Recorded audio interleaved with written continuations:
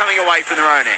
Yeah, look, controlled first two sets from both teams, but one thing you've noticed with the Dragons, they've turned up with a good intensity. Their line speed was really good throughout their defensive set.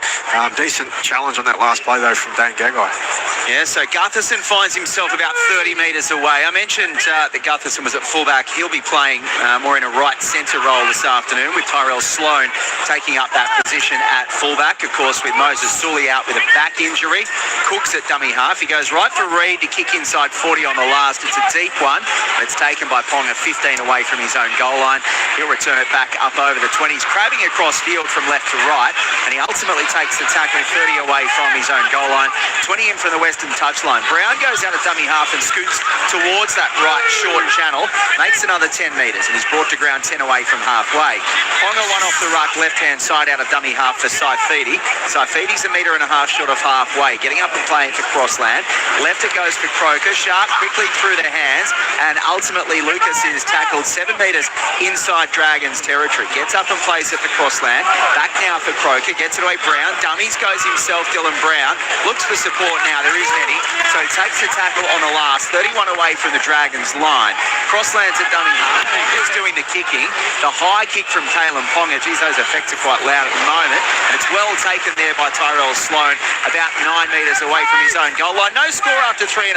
Let's get down to the touchline, Matthew Elliott. What's clearly evident early in this game is the ruck speed being generated by the Newcastle Knights, and that creates a lot of danger when you've got the speed in their team. So the Dragons need to work on that. Setu Two, who started the season in jumper number 5, I'm really glad that they moved 2 into the 2 jersey, because that just makes sense, doesn't it? Richie would have been proud as the Dragons play the ball 25 away from their own line, and scooting out of dummy half is Cook, 15 away from halfway. 20 in from the eastern touchline. That's the way they go. Short into the sun. Cade Reid puts the kick downfield again. Ponga's comfortable. 20 away from his own line, and the arm wrestle for Ponga is just slowly going to Newcastle's favour. He took the first one inside his own 10. He took the second one just outside his own 10. He took that one about 23 away from his line, and Newcastle are already 8 metres away from halfway. A scoot out of dummy half through Sharp, goes himself, and he's 3 or 4 inside Dragons territory.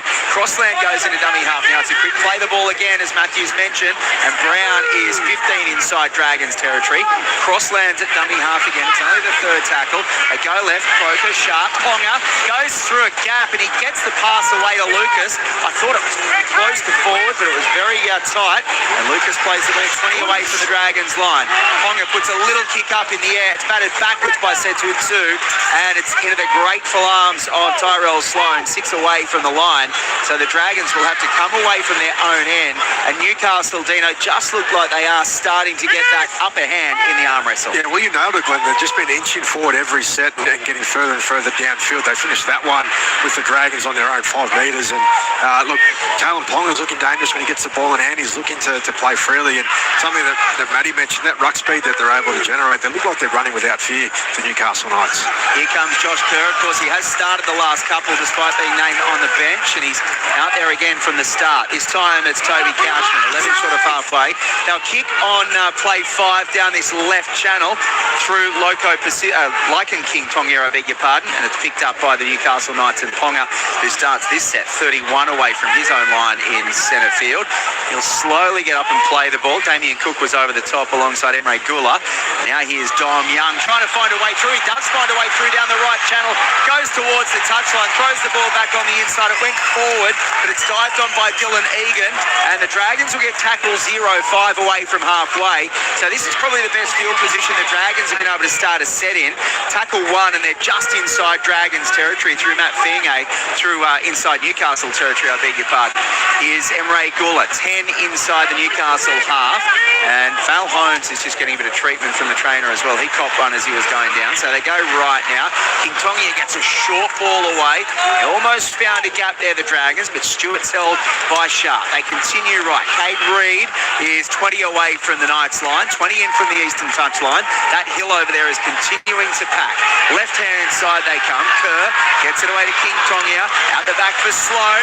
Chance Valentine Holmes. He just decides not to pass. He goes himself, takes the tackle of Gagai. 12 away from the line. Fienge goes into dummy half. King Tongia kicks across field into the in-goal. Bradman Best takes it inside the in-goal. It'll be a 20-metre restart. It won't be. Newcastle get the penalty because the Dragons were offside. Touchline, Matthew Elliott. Yeah, just a little manipulation there of the Dragons starting lineup is that Hamish Stewart is playing right back row, so Couchman has gone to the middles. We thought he might play on the edge. Yeah, and Kerr back at lock, yeah. So thank you for that, Matthew. Dylan Brown has found touch just outside the 20-metre line, so they'll start this set.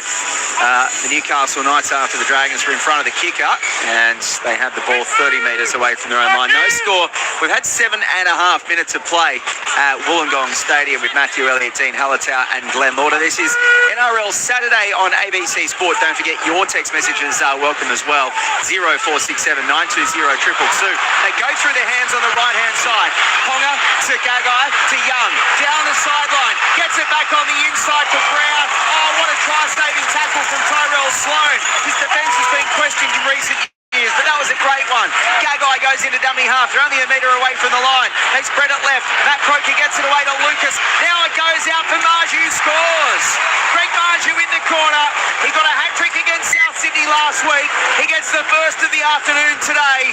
The Newcastle Knights lead the St George Illawarra Dragons 4 points to 0 after 8 minutes. It started with a really nice sweep down the right-hand side that saw Dom Young get away, Dino. Yeah, it was a great break down the right-hand side. The second one where they've gone down the right looking for some space.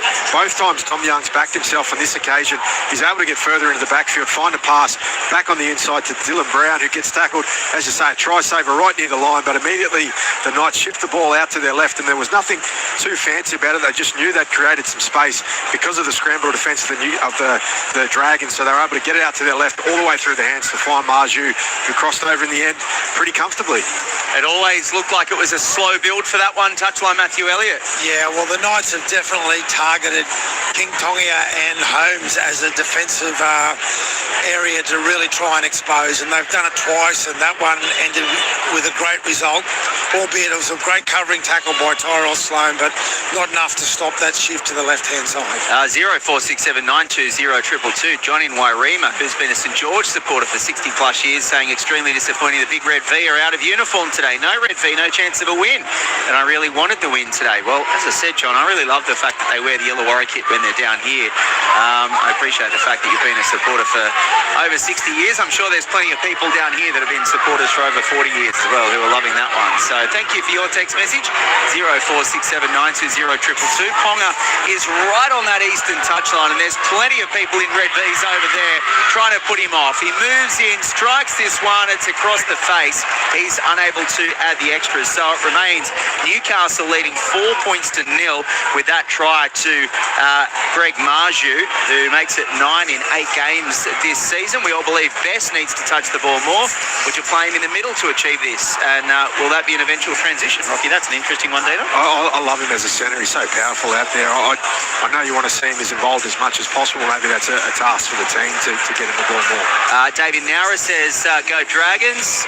Thank you for that. Brian from Yamina. It means the Dragons have the sun in their eyes. Is that right? Well, the sun's behind this western grandstand, and they're heading towards the northern end of the ground. So neither team really has the sun in their eyes this afternoon, with that sun setting behind this main western grandstand. And now Newcastle off the kick-off, find themselves 19 away from the line through Trey Mooney. He'll play the ball for Brown, one off the ruck. He goes out of dummy half for Jermaine McEwen, and McEwen takes the take. That's good defending actually from the Dragons, keeping McEwen inside the 20-metre line there. Now they come left through Saifidi. Jacob Saifidi is 29 away in centre field. Crossland dummy half, left-hand side for Croker, who dummies goes himself, gets away from Kerr, but he can't get past Damien Cook, and he plays at 10 short of halfway. Crossland right, more quick ruck speed here. St George Illawarra on the back foot. Jermaine McEwen's going to have to take a tackle here and give himself up. because he went behind his teammate, and that would have been a clear obstruction if he didn't just take that tackle. So crossland at dummy half, goes right for Brown to kick on the final play. Sloan waiting for it on the 10-metre line, takes it as he goes down on one knee, and then gets Fienge away, and Fienge finds himself up almost to the 20-metre line before he's pushed back by Matt Croker and also Fletcher Sharp. Now they come to the right, set to 2, finds himself 22 away from the line. 2-2-22, he plays the ball 20 in from the eastern touchline. Now they come left. I'm enjoying that one this afternoon. 30 away from the line, the St George Illawarra Dragons through Stewart. Left-hand side, they come through their hands. It ends up with Sloan back on the inside, Val Holmes. Holmes now goes behind one of his own players, and he'll take the tackle as to not give away the obstruction as well. So he plays it 13 away from halfway, and now here comes Hamish Stewart. Stewart is 5 short of the halfway line in centre field. On the last play for the Dragons, they come right. Reid will kick down the right channel. Ponga is waiting for it just outside his own 10-metre line. Marju runs around him and takes the ball off him and then advances it up over the 20. He'll start with set 24 away from his own line, with Newcastle leading 4 points to 0. Thank you to Greg Marju with that try and unsuccessfully converted by Caleb Ponga. We've had 12 minutes of play. Dom Young is 11 short of halfway. Plays it on 0 after the 6 again for the ruck infringement. And Ponga will start this set for his side 9 short of halfway. Crossland comes right out of dummy half for Jermaine McEwen. That's a strong carry. Good contact, but King Tongia holds onto him and he drags him down 8 inside Dragons territory. Croker comes left. Sharp gets it away to Ponga. Hands quickly from Best through to Marju, and Marju is brought to ground. They had to scramble defensively there. Clint Gutherson was over there for the Dragons. Here's Sharp coming back right for Crossland. Now Ponga. They're happy to throw it around. Brown to Gagai. Gagai goes towards the centre there, Val Holmes. He goes straight over the top of Val Holmes. Quick play the ball as well, the former Queensland Origin teammates. And now McEwen will play it 5 short of the goal line. Holmes is still there defending, and Gagai goes to dummy half. Left-hand side they go. Ponga puts the grubber through. It's lost by Kate Reid, is it? No. It came off his leg and then he dived on it. I thought he might have got a hand on it, but Kate Reid got his leg in the way, then dived on it and picked the ball up for St George Illawarra, with Newcastle looking really dangerous there. 4-0 they lead after 13. Yeah, a really good set from the Knights, as you say, Glenn. They get all the way down into attacking territory once more, and a threatening set on the last play. Ponga is a nice little nudge in behind the line, but Cade Reid comes across. I think he sort of changed his mind. He was going to dip for the ball and try and scoop it up, but he stays tall, collects his feet, and he does a good job to actually spin around and dive and shut things down. So a good effort there by the youngster. Gula plays it 14 short of halfway. On the run on the last play from inside 40. Reid puts the high kick up downfield. It's a decent one as well. Ponga takes it inside 10. Then he plays the long pass to Dom Young. Really expansive here, the Knights. Young gets it away to Gagai. Changes direction all the way from the right back into the centre of the park. And he's brought to ground 23 away from his own line. Quick play the ball. Sharp continues to the left for Bradman Best. Goes on a strong run. That's what our texters like to see. Bradman Best taking a hit up there. Brought to ground 33 away from the line. They get 6 again. Once more here, Cade Reid was just hanging onto the foot as Best tried to get up and play it. And now Sharp plays it 8 short of halfway. They go left for Brown. They've got to roll on again here, Newcastle, and they get the penalty as well. St George Illawarra were really on the back foot there, and they didn't clear the ruck quick enough because of the fatigue, I think, more than anything. So Newcastle will get the penalty, 8 inside Dragons territory, and they lead Matthew Elliott on the touchline 4 points to 0. Yeah, really evident down here. Justin Holbrook's told this team, play to our system. You don't need to play outside it.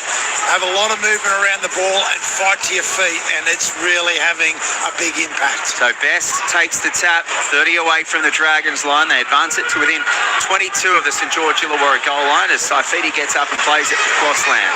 They come left for Brown, takes it to the line, holds it up beautifully.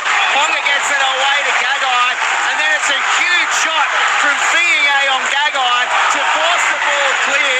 Gets up, goes again.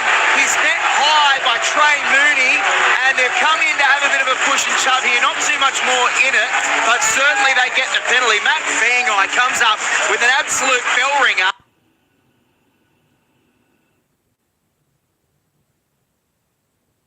And then wins the penalty for his side. Yeah, big play there from Fienge, and it was a play play that had to be made, because if the ball gets out from Dane Gagai to Dom Young, you could see another 4-pointer come in. I think the penalty was for Trey Mooney coming in late. The tackle had been affected. He tries to finish things off further, so he's probably lucky that it isn't taken any harsher by the referee. So Hamish Stewart is 3 short of the halfway line. I beg your pardon, it's Ryan Couchman playing the ball there, and he is advanced it to Gula, 3 inside Newcastle territory. Left-hand side they come. Sloan quickly through the hands. Holmes is taken late there by Dylan Brown. We'll watch this one. I'm sure the touch judge would have seen that. Holmes looking a little bit groggy. No further action at the moment. And Fingo will play it 30 away from Newcastle's line. King Tongia gets it away to Couchman, and Ryan Couchman is 27 away from the line. Starting on the bench today, of course, Ryan Couchman, but he's on the park now, and he continues to the right-hand side. Reid, shocking ball from Cade Reid, goes forward. It's knocked into a Newcastle player, so the Knights can't play on. Dylan Lucas picked it up, but Cade Reid threw a hospital ball there, and I think he's just about put one of his own teammates in hospital as well because of that awkward pass. I think over there it might be Hamish Stewart. Yeah, it looks like him. Yeah, he's getting treatment 21 away from the line. Yeah, obviously the short ball, the hospital pass, as you say, the timing from the defender straight into the ribs, and he's certainly looking winded there. Hamish Stewart, he's with the trainer at the moment, but a little bit with the attack from the Dragons. They're just looking a little bit pre-line, so they're not playing into the line.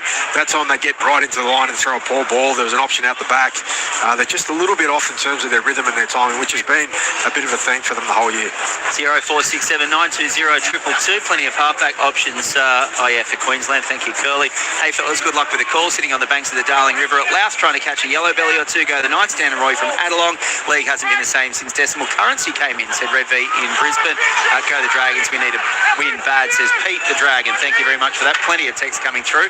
I'll get to them as I can. Newcastle have won the scrum, and they had the ball 30 metres away from their own goal line, 20 in from the eastern touchline with a 4 points to nil lead as Croker gets up and plays it, and Saifidi takes a strong carry into the St George Illawarra defence of Egan and one other with 23 minutes to go in this first half. Newcastle leading 4-0. They spread it right again. Ponga flick pass out the back. Gagai, he's got Young next to him. Sloan had 2 on 1 and he can't do anything about it. Young races away and scores the try for Newcastle. Tyrell Sloan was a dead man walking there. He had 2 players bearing down on him in Dane Gagai and Dom Young. So Gagai just drew him in through the pass, and Dom Young races away to score the try. He's gone a few weeks without, but he is back in the scorer's books, and Newcastle lead 8 points to nil with a kick to come. Again, down the right side here for the Newcastle Knights, left defence for the Dragons. It's Kalen Ponga this time. He gets the defence on their heels. He pushes through a small space, but is able to wrestle his arms free. And there's just some tentative moves from the defence there, like in King Tongia, and also Val Holmes a little bit unsure of what to do. Ponga is able to get his arms free, throw that beautiful flick pass over the top to Gagai. I thought he went a bit too early on the draw and pass on Sloan, but he knows the pace that's outside him in Dom Young. He just puts his foot on the gas and gets his way down to the try line. Touchline, Matthew Elliott. Yeah, I think that was perfectly described, Dean. And again, what about Kalen Ponga's balance and ability to just... That was a flick pass, but it almost looked like a preconceived play by him. He just has such great vision of what's going on, and I agree. Dane Gagai did the right thing there. When you've got a player of Dom Young's speed and balance, you want to get them the ball as early as possible, and Tyrell Sloan got some nice photos of him going past him.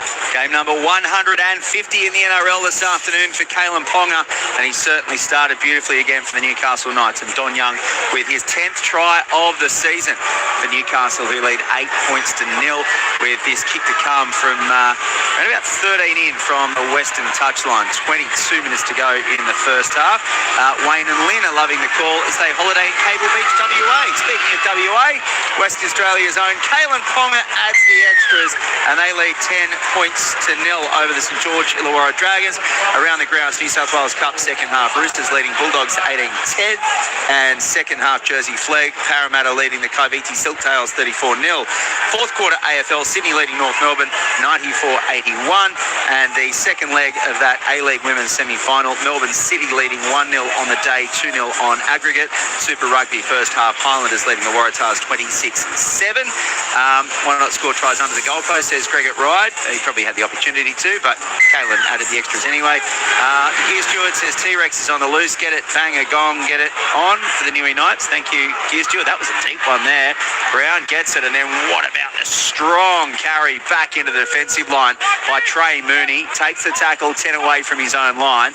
Brown comes right out of dummy half, and McEwen loses the ball, so the Dragons will get it straight back after conceding that try. They celebrate as well, the Dragons, because they know that's a let-off, and they get the ball back in really good territory here. 11 away from Newcastle's line. They trail 10-0. Yeah, just a bit unsure there. McEwen, he looked up for the pass from dummy half. He looked back at the defensive line, and then by the time the ball was travelling to him, he was just a little bit taking a bit of a look. So eyes off the ball, comes up with the easy error, and yeah, gives the Dragons an opportunity attacking. We haven't seen them really down here for a long time, and see what type of set they put together. King Tongia feeds the scrum. Cooks at the base. They go left. Here's Val Holmes. 9 away from the line, 20 in from the western touchline, trailing 10-0. Cooks at dummy half. He goes right. King Tongia changes direction for Ryan Couchman. Goes towards the post, and Couchman's put on his back 3 away, adjacent to the left hand upright. Cook waiting at dummy half. He looks right. That's the way he goes. King Tongia is waiting for it. Reed takes it to the line, gets it away to Sloan. 2 looks to go towards the corner, but he ran out of space. So 2 takes the tackle 10 away from the line. Plays it for Gutherson. Left for Sloan. Comes away to Reed. Back on the inside, Gula. Emre Gula tries to get an offload away, but his arm is wrapped up, so he's held up in the tackle. 10 away from the line. They come left. Reed to the line again. Out the back for King Tongia. Sloan dummies, then goes himself, but straight into the path of Jermaine McEwen, and he takes the tackle 7 away on the last for the Dragons. So Reed, the kick towards the in goal. This one's going to be a little too deep again, is it as well? It is. So Bradman Best takes it from just inside his own in goal, races out to the 20-metre line, gets the Dragons caught off guard, and he makes 14 metres or so to be brought down 34 away from his own line. With 19 and a half to go in the first half, Newcastle leading 10-0. Yeah, nice play there from Bradman Best. The grab overhead, like hands out in front like a bit of a specky from the Burley centre. He gets all the way out and has a strong carry, but the defence really was a challenge there for the Newcastle Knights. Dragons, they were playing their set-up plays, slow play the ball, then they shift, and it was quite easy for the edge defence to eat up. Lucas plays it on halfway. Crossland and McEwen get in the way of each other. Mooney, I beg your pardon, get in the way of each other. And they lose the ball. That was really awkward from Newcastle. I don't think Mooney quite knew what line he was running there, and Crossland just absolutely cleans him up as they go through. And the Dragons will get another scrum here. 10 away from the halfway line. Touchline Matthew Elliott. Yeah, just what I said earlier on about Justin Holbrook wanting his team to stick to their structures and work really hard, off the ground. The second they move away from it, they give the Dragons another opportunity. Can they take advantage of it? Cook at the base of the scrum again, right to 2, and Setu 2 is backing his way into the halfway line. So we'll get up slowly and play the ball 20 in from the eastern touchline. Cook at dummy half again, left for Clinton Gutherson, who takes it up 7 away from 7 inside Newcastle territory. He gets up and plays the ball for Cook. Left again, Ryan Couchman's there. Back on the inside now for Dylan Egan. Dylan Egan is trying to pump those legs and get some post contact, but he's brought to ground by Saifidi, 34 away from the line. Cook goes right. Ryan Couchman is at first receiver again, and he gets the leg drive going to within 26 of the goal line. Cook dummy half right, Reed cuts out 1. King Tongia short ball, but once again those passes just aren't coming off. Hamish Stewart loses it, and Newcastle will get the ball 15 away from their own line.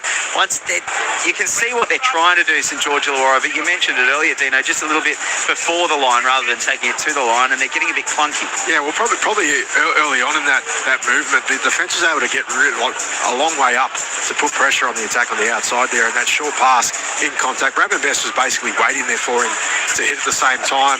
They had it covered on the outside, so just not really, as I said before, not challenging challenging the Newcastle Knights edge defence. They're taking their time and eating it up quite easily. What about this from Adam in Wangaratta? His dad, Artie, is such a big Dragons tragic. He even has his birth certificate on the wall that he bought from the Dragons Football Club with a Dragons logo on it. Thank you for that text message. And they are behind at the moment, 10 points to 0. 17 to go in the first half. Newcastle have it 27 away from their own line. Croker goes left. It ends up with Ponga. It cuts out best and goes to Marju. He's away. Down the left touchline. He's got support on the inside. Ponga loses it in the challenge at set to 2. It goes over the touchline, and the knock-on originally 25 away from the line. I'm just wondering, maybe you think Kalen Ponga will consider challenging about the early tackle? Oh, I thought he was grabbed as he was supporting, but then here comes a challenge. Yeah.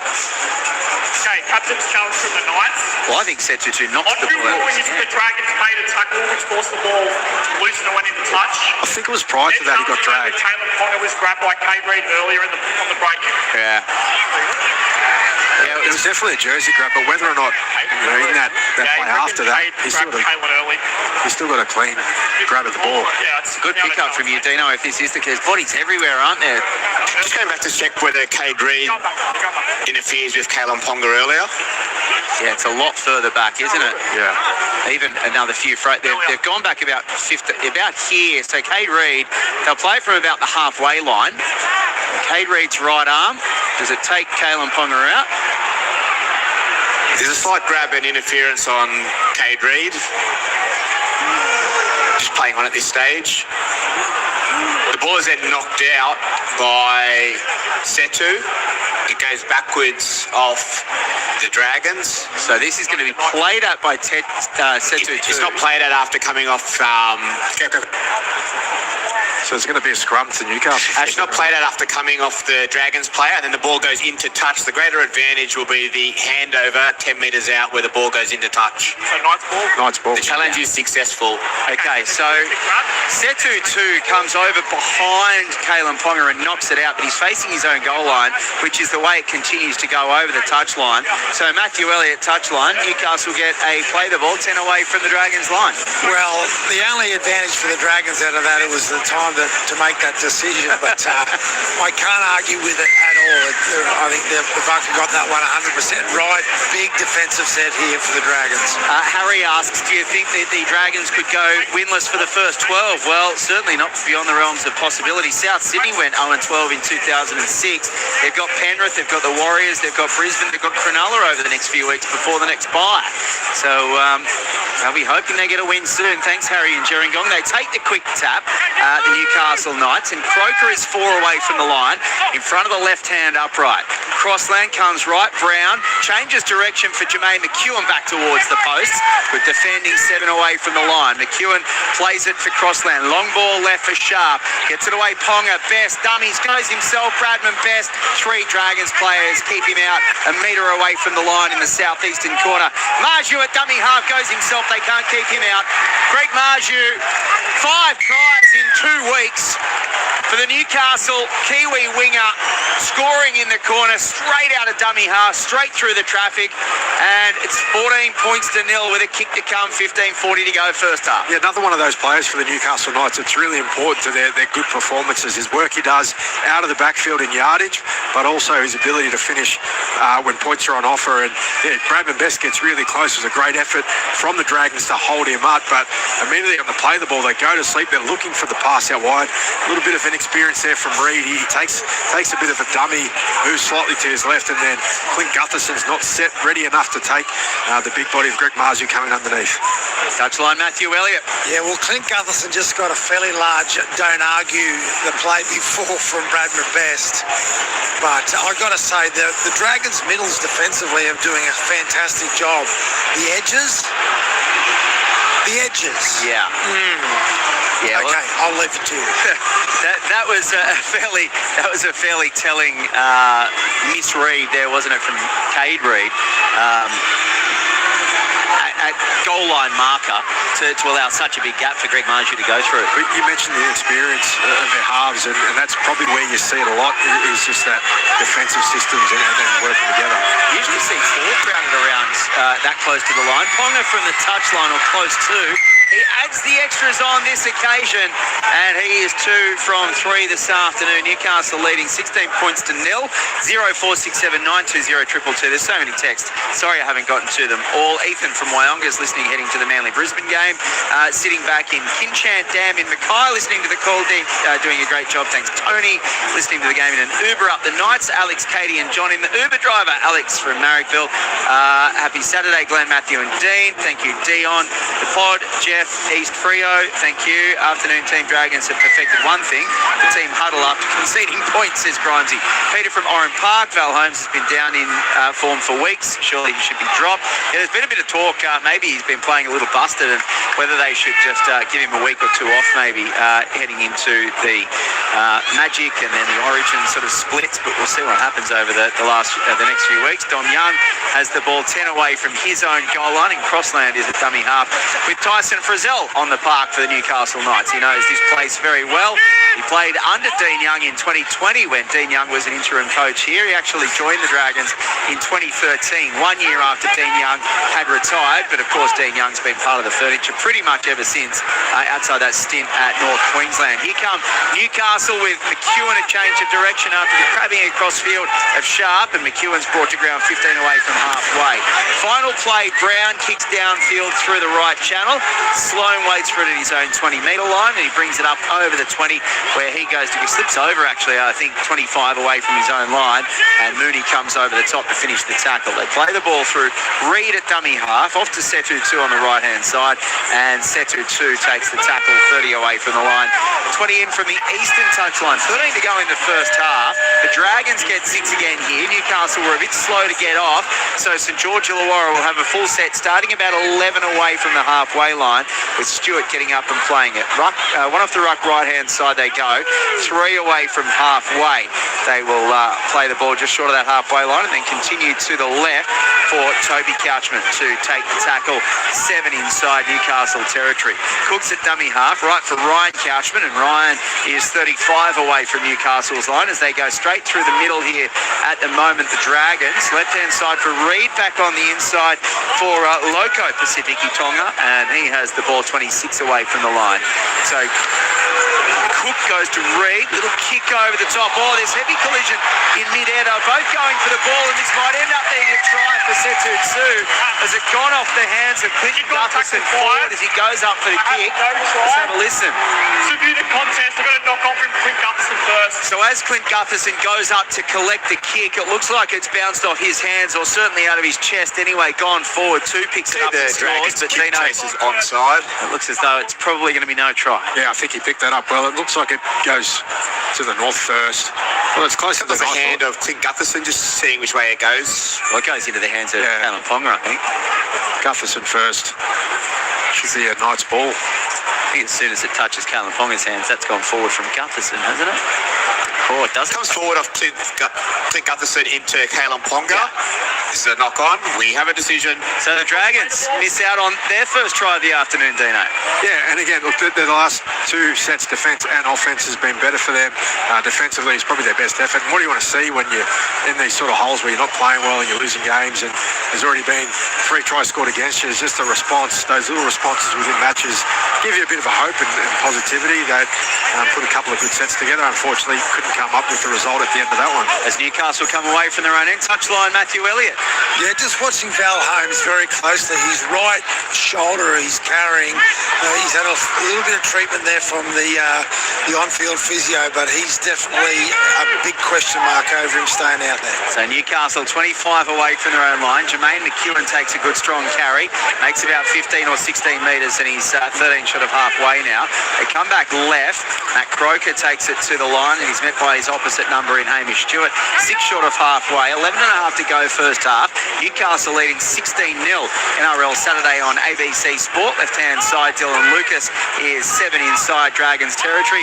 You're with Matthew Elliott, Dean Hallertau and Glenn Lauder.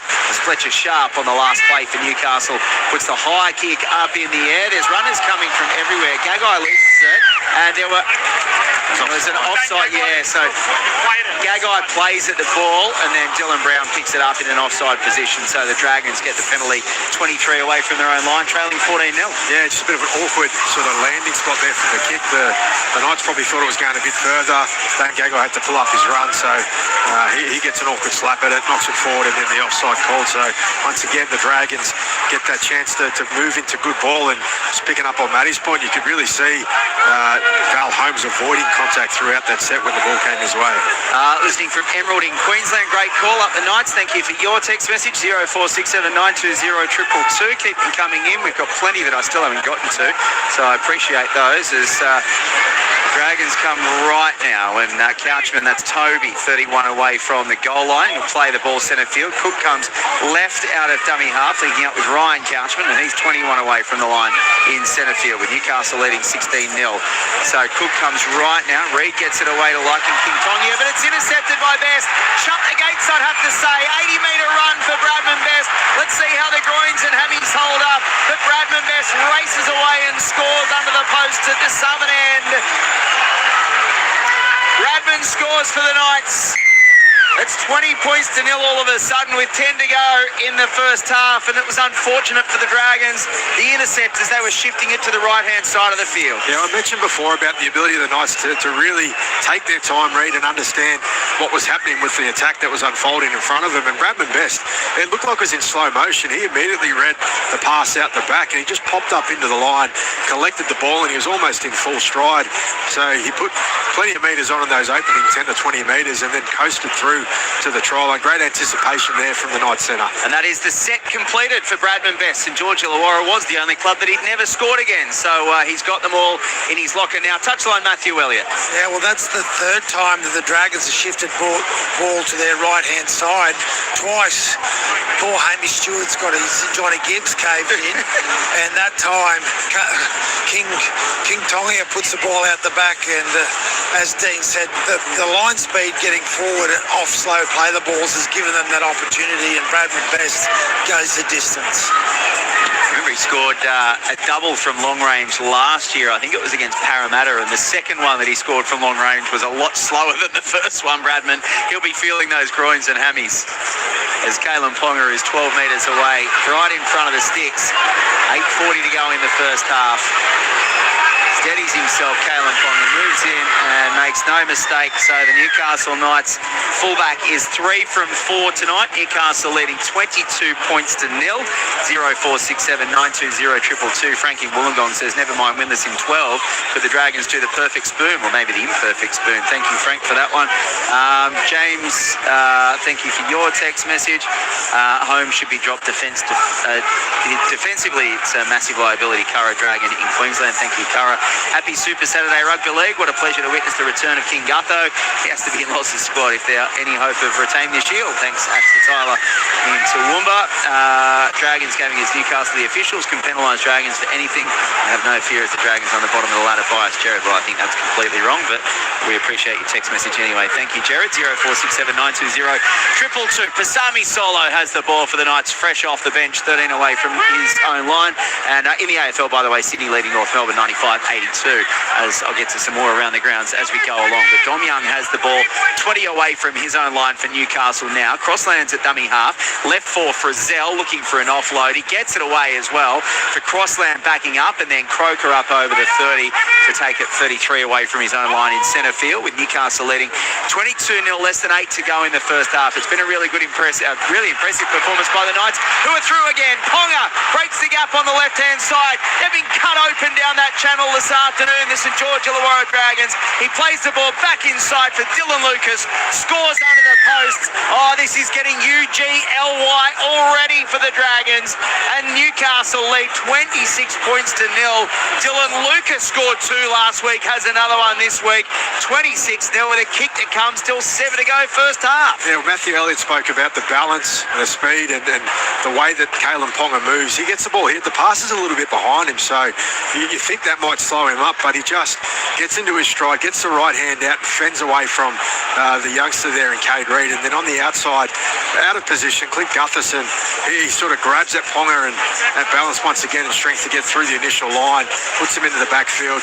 A simple draw and pass on Sloan, who can do little but to watch Dylan Lucas slide back through the middle and go under the post. Maybe one that got away for the Dragons as well. Bega, then Albion Park and Steelers, SG Ball and Harold Matthews.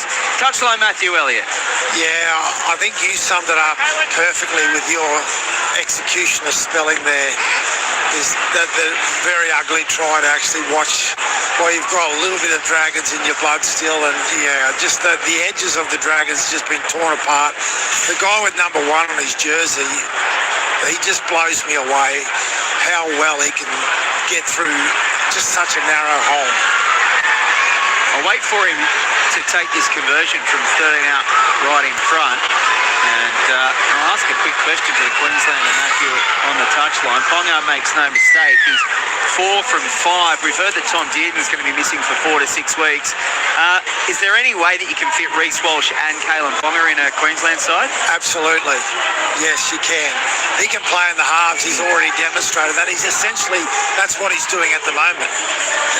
He's playing in the halves today. He's got a number 1 on his back end.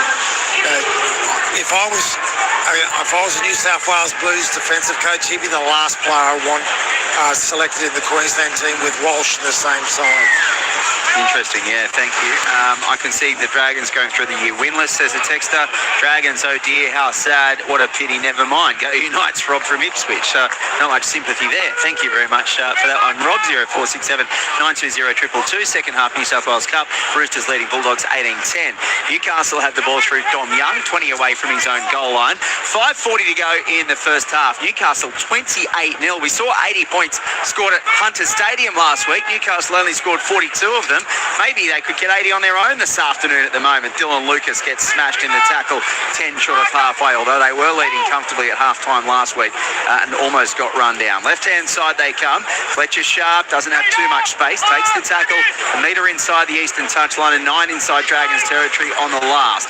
Ponga puts the high kick up in the air. Sloan waits for it, takes it 10 away from his own goal line. Best is there. He gets away from Best, goes straight into Matt Croker though, and also Tyson Frizzell. So Sloan takes the tackle 19 away from his own line. They come back to the right-hand side. Liking King Tongia goes straight through, but he's brought to ground 25 away by Gagai. They continue to the left-hand side like the Pacifica. Tongia has the ball now 10 short of halfway and 20 in from the western touchline. Plays the ball for Cook. Right-hand side now for Stewart. Beg your pardon, Ryan Couchman, that is, a metre short of halfway. And he plays the ball for Cook again. One off the ruck, right-hand side he goes. The Dragons going straight through the middle of the park once again. And they'll get up and play the ball through Loco Pacifica. Right-hand side for Reid at first receiver to put the kick downfield on the last. Ponga waiting for it 5 away from the goal line. He gets away, tries to get away from the first man, but he gets the pass away. Marju, 20, 30, 40. And a great tackle covering Cade Reid. Almost puts him over the touchline on the eastern side, but he certainly stopped a runaway from Greg Marju. Desperation from the rookie Dragons half, who's struggling a bit there now, defending out on the right wing at the moment. Newcastle are 8 metres inside Dragons territory. Brown gets it through the hands for Frizzell. Ponga, short ball for McEwen. Bounces off, still going. Ankle tap by Holmes. Gets up, goes again, and McEwen's brought to ground 22 away from the Dragons line. 9 in from the western touchline. 3:40 to go first half. Newcastle 28, Dragons 0. They spin it from the right to the left. Pasami Solo bounces off a couple. Gets it away to Sharp. Changes direction from the left back to the right. Gagai, McEwen, Dom Young for the corner and a double scores. Oh, that was beautiful from Newcastle. It went through about 25 sets of hands. They went left, right, left again. It finishes with Dom Young in the corner. He gets a double. There's a Newcastle player injured in back play, but they lead 32 points to nil. Kick to come, 3 to go first half. Yeah, side to side for sure, Glenn, and they all the way to the left, and they're keeping the ball alive, which burns up the energy of the defenders. And we've already spoken about how loose the Dragons are with their defence at the moment. Allowing the Knights to run around and keep offloading the ball is just going to make it worse. They get out to their right. I think it's Fletcher Sharp that cuts all the way back across pass, and the last pass, I should say, is the money ball. It's McEwen who was left on the ground, because as he goes to get that tip away, he gets hit in the ribs, so it's a fairly heavy shot, but great skill to get it out in front, put it right in the hands of Tom Young, who just coasts his way to the try line. And again, there's very little that Tyrell Sloan can do to stop it. Matthew, with the coach's hat on, what's the message at half-time? What, from the Dragons or from the Knights? No, the Dragons. Well, you can't worry about the scoreboard. You've actually got to start again, because the game is, let's be realistic, beyond them, but they can come out and perform better in the second half. And the way they need to do that is collectively, because individually there's so many tackles being broken that it's because they're not working together in the way that they need to. Just a little update there. Matt Croker came from the field. He's just holding on to his right knee, so he's in a fair bit of discomfort. All right, he's just chatting to the Newcastle management down there on the bench. No ice or anything going towards him at the moment, so it'll be a watch and wait. You have to think for Matt Croker. He's sitting next to Jacob Saifidi. Of course, Daniel this week announcing his retirement. Ponga from the right touchline, unable to add the extras, so he is 4 from 6 this afternoon, and it remains 32 points to nil. Just under 2 minutes to go in the first half. Second half, New South Wales Cup, the Roosters leading the Bulldogs 18-10. AFL, Sydney leading North Melbourne 97-89. Queensland Cup first half, 4-all winner Manly and North Devils. And second half, Jersey Fleet Parramatta leading Claviti Sixtails 40-0. Women's A-League semi-finals, Melbourne City leading Melbourne Victory 1-0 on the day and 2-0 on aggregate. Super Rugby, the Highlanders leading the Waratahs 28-7. 0467 920 222. Ruben from Brisbane, thank you very much for your text message. Oh my God, bring back the Flanagan, says this one. Hi, great listening to the ABC. Even a tough day for the Dragons, from Clarkey the Dapto Canary on holiday in Shepparton. Thank you, Clarkey. I mentioned Justin Holbrook leading them to a premiership, I think, in the 90s, and Tyrell Sloan coming through Dapto Canaries as well. A great rugby league club. Enjoy your holiday as Dom Young plays at 22 away from his own line. One off the ruck left-hand side, the Newcastle Knights go, and they had the ball on the park there through Sandon Smith. They continue to the left-hand side, and they fall short of halfway. Held up in the tackle, 20 in from the eastern touchline is Lucas. Dummy half is Smith. Left-hand side, he goes. Sharp has it 11 inside St George Illawarra territory. There's still a minute to go in this first half.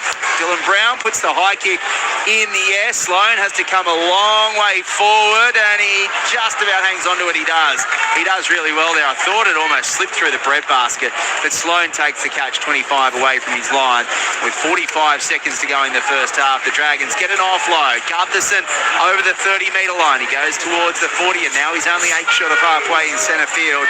It's tackle 2 for the Dragons. 36 seconds left in the half. They get 6 again. Newcastle won't be too concerned about that. They lead 32 points to nil, and there'll be only about 3 plays left in the half anyway. So Loco Junior Pacifica Tonga plays it 7 inside Newcastle's territory. Another offload. Cook is backing up, then Reid, and then it ends up with Lycan King Tonga, who plays the ball 10 inside Newcastle's half. Cook scooting out a dummy half. He's got Toby Couchman on the backup. Bounces away, gets the offload to Cook, who wasn't quite ready for it. Reid, Stewart, right-hand side, Setu 2, comes back from the sideline towards the centre of the field, and then he takes the tackle 12 away from the line, which wraps up the first half for the St George Illawarra Dragons. The fans not best pleased with their side's performance in the first 40 minutes. The boos are ringing out at Wollongong Stadium, with Newcastle holding on to a commanding 32 points to nil lead. 6 unanswered tries, Dino. Yeah, impressive performance again by the Newcastle Knights, and we spoke about before the game their ability to score points last week. They went at a high rate in the first half against the Bunnies, and then again in the second half they finished the game well, I should say, a week ago. So they've turned up again with the same attitude, that real focus on what Matty spoke about earlier, getting in their processes, sticking to their structures, meters and executing really well. When they've sort of picked apart the Dragons' defence, it's been they've put a dent in with a strong carry, and they've stayed in there, whether it's in a channel or down a short side. They've looked to keep applying pressure through that same area of the Dragons' defence, and they've got plenty of joy out of it. A couple of long-range tries obviously helps them, but they've turned up with a good game plan, the right attitude. Unfortunately for the Dragons, it's just a little bit too easy to read when they've got the ball in hand, and defensively they're just conceding far too many metres, very fragile on the edges, and obviously it's resulted in the score we're seeing. Yeah, and also it results in, Matthew, seeing the expansive footy that the Newcastle Knights have been able to play, making it really hard for the Dragons to contain them. Yeah, as Dean explained there, they've deserved the opportunity to do that by fighting really hard in the ruck and creating the space. But what you can't do when you've got the guys like Fletcher Sharp and particularly Kalen Ponga, you can't provide them with space. And as they get the ball going across the advantage line, the defensive line's going backwards, not coming at them. Good luck with that. 55% of the ball, Newcastle completing at 82%, the Dragons at 81, but it was 23 sets to 16. 1,200 metres to 588. 5 offloads to 2. Newcastle making 164 tackles, only missing 7. The Dragons making 180 and missing 18, with 9 ineffective to Newcastle's 4. And Newcastle have actually made more errors, 6-5. 0467 920 222. Apologies if I haven't gotten to them all because there have been so many. They are playing at Can't Win Stadium. Get back to Cogra, says John in Hurstville. Matt in Kingswood, if Dragons lose all the games, what about the coaches? Well, who knows? Rosedale Lanny, is it training day with the Dragons? Sorry, can't listen to the Dragons losing again. I'm switching over to Triple J. Well, at least you're staying with the ABC, Mark. Thank you. Party for Dragons fans tonight. We're drinking whiskey sours and listening to Leonard Cohen records. Peter in Golston. Oh, goodness me. Look after yourself, Peter. Thank you very much for all your text messages. There's so many coming through. Was it from Devereaux, Stephen Cooley-Wong, Pete the Dragon, Grimesy, Joy in Ipswich, Rob in Ipswich as well. So thank you very much for everything. Greg in Ryde, I don't think I got to you either, so I appreciate all your text messages. Around the grounds in the New South Wales Cup, the Roosters have beaten the Bulldogs 28 points to 10, and Parramatta's beaten Kaiviti Silktails 50-0. Halftime Queensland Cup, Wynnum leading North Devils 10-4, and in the AFL, Sydney is leading North Melbourne 105-97 late in the fourth quarter. A-League Women's semi-final, the second leg, Melbourne City still leading Victory 1-0 on the day, 2-0 on aggregate. And in Super Rugby, Annette Hall madly tries to keep up with me updating the scores there. The Highlanders leading the Waratahs 28-12 in the second half. Thank you, Ned. 0467 920 222 here at Wollongong Stadium. 6 unanswered tries. Greg Marju's got a double. Tom Young's got a double. Bradman Best and Dylan Lucas have both scored tries as well. Kalen Ponga kicking 4 from 6. Newcastle 32 leading the Dragons 0 at halftime. The first of 3 games this NRL Saturday on ABC Sport. Later, Manly at home to the Broncos. But next, we'll be heading to get a preview from Andrew and the team at the Olympic Stadium. South Sydney up against the Sharks. And before that, let's get the latest from the ABC Newsroom.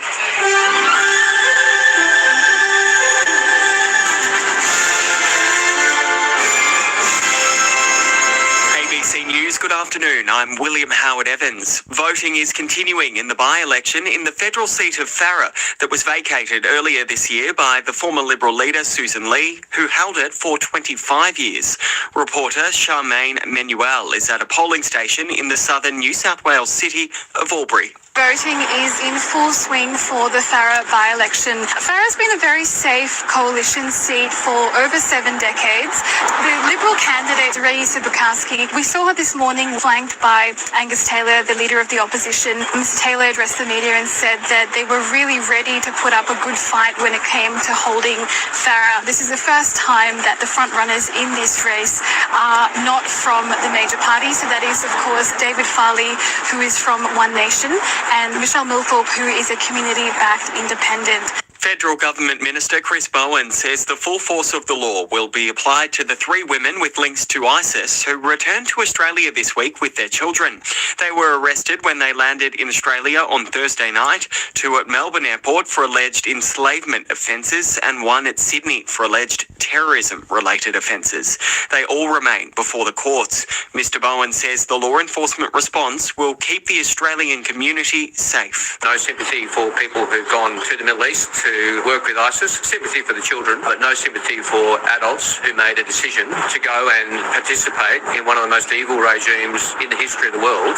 And they should be dealt with the full force of Australian law, and they have been. And I think that's what Australians can get reassurance from. Efforts to end the war between the US and Iran appear to have stalled as the two sides continue to trade fire in the Gulf. Ali Crew reports. On his way to a dinner in Sterling, Virginia, US President Donald Trump told reporters he expects to hear from Tehran on his administration's proposal to end hostilities imminently. Overnight, the US military said it had struck 2 empty Iranian-flagged oil tankers, which it accused of violating its ongoing naval blockade of the Strait of Hormuz. In response, Iran's Foreign Minister Abbas Araghchi has accused Washington of endangering ongoing peace talks. Meanwhile, the US Treasury has slapped sanctions on 10 individuals and companies, including several in China and Hong Kong, for allegedly aiding Iran's war efforts. Officials in Syria have announced the arrest of 2 former high-profile military officers from the ousted Assad regime. One is the accused of involvement in a chemical weapons attack on the Damascus suburb of Eastern Ghouta in 2013 during Syria's civil war. He's also accused of involvement in assassinating civilians. The Trump administration has released a tranche of declassified files relating to unidentified flying objects. North America correspondent Cayman Gok reports. The batch of files includes decades of investigations into reported sightings of unidentified aerial phenomena. Many of the photos and videos uploaded are murky and show small clusters of dots without any conclusive explanation of what was filmed or captured. President Donald Trump said the public can decide for themselves what is going on and said to have fun with the latest release of files. Earlier in the year, former President Barack Obama said aliens were real, but that he had not seen any evidence of extraterrestrials during his time in the White House. Cayman Gok, ABC News, Washington. US President Donald Trump has congratulated John Swinney following his re-election as Scotland's First Minister after the Scottish National Party secured a 5th consecutive term in office. Mr. Trump has described him as a good man who worked hard for tariff relief for Scotch whisky and deserves the victory. Mr. Swinney became First Minister 2 years ago following the resignation of the former leader during a government crisis. Mr. Trump has long-standing family and business ties to Scotland. Sydney FC will be aiming to rattle the A-League regular season premiers this evening when they face the Newcastle Jets in the first leg of the semi-finals. Bridget Murphy has all the details. The Jets are on the hunt for a domestic title treble after locking down the Premier's plate in the Australia Cup. But Sydney FC enter the semis as proud underdogs, qualifying 5th and defeating Melbourne Victory last weekend in the elimination round. Coach Patrick Kisnorbo says the job ahead is simple. The main focus is on what we do and how we prepare and how we go about the game on Saturday. Sydney's defence, led by goalie Harrison Devonish-Mears, is expected to be a key advantage for the Sky Blues. The match in Sydney kicks off this evening. And Formula One bosses have agreed to engine design changes for the 2027 season that will see cars use less electric power. You're up to date with the latest ABC News. There's no doubt that country music is bigger than ever right now. Join me, Outback Tom, as I get you around the artists that are blazing a trail. Listen to Country Club, Sunday night at 6 on ABC Country or anytime you like on the ABC Listen app. ABC sports coverage of the 2026 NRL Premiership. Gagai goes into dummy half. They're only a metre away from the line. They spread it left. Matt Croker gets it away to Lucas. Now it goes out for Marju. Scores. Greg Marju in the corner. He got a hat-trick against South Sydney last week. He gets the first of the afternoon today. 23 minutes to go in this first half. Newcastle leading 4-0. They spread it right again. Ponga flick pass out the back. Gagai. He's got Young next to him. Sloan had 2-on-1 and he can't do anything about it. Young races away and scores the try for Newcastle. Best dummies goes himself. Bradman Best. 3 Dragons players keep him out a metre away from the line in the southeastern corner. Marju at dummy half goes himself. They can't keep him out. Greg Marju, 5 tries in 2 weeks. So Cook comes right now. Reid gets it away to Larkin King Tongia, but it's intercepted by Best. Shut the gates, I'd have to say. 80-metre run for Bradman Best. Let's see how the groins and hammies hold up. But Bradman Best races away and scores under the post at the southern end. Gets it away to Sharp. Changes direction from the left back to the right. Gagai, McEwen, Dom Young for the corner and a double scores. Oh, that was beautiful from Newcastle. It went through about 25 5 sets of hands. ABC Sports coverage of the 2026 Premiership On your radio, ABC Sport Digital Radio. and ABC Listen.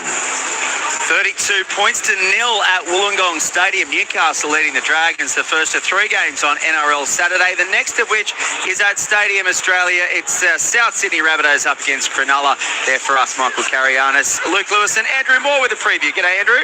Estee, g'day. Yeah, beautiful conditions here at Stadium Australia. Still an hour and a half away from this game between 4th place South Sydney and 8th placed Cronulla Sutherland. No Latrell Mitchell. He's out for the Rabbitohs because of a back injury. And while I'm just waiting on team confirmation, we know that Latrell Siegwald will come in to make his NRL debut in jersey 23, replacing Latrell Mitchell in the centres. No Jamie Humphreys, who's been their halfback for the Rabbitohs. And the youngster Ashton Ward gets the opportunity in the 7 jersey today.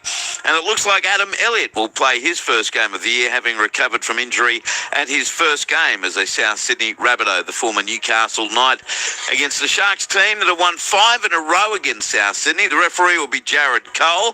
Chris Butler in the bunker. Luke Lewis, who won 2 premierships, including one with Cronulla Sutherland, is with me in the broadcast box. Good afternoon to you again, Louis. This should be a really good game of footy, should it not? Yeah, absolutely. I'm coming here today thinking this is the game of the day. I really think it should be a good game of football. Latrell Mitchell out, I think, evens it up a little bit for the Sharks. He's been outstanding for South Sydney. With him not out in the field, I feel like the confidence of South would be down a little bit. But if the Sharks don't respect them, they'll come out and put a number on them. So I think this could be a really close game of football. I think either way, Jai Gray's a huge plus for him. So it'd be interesting to see how all that works. But Humphreys as well out. I think that's a big loss for him. Yeah, Jai Gray returning from injury back in the fullback role.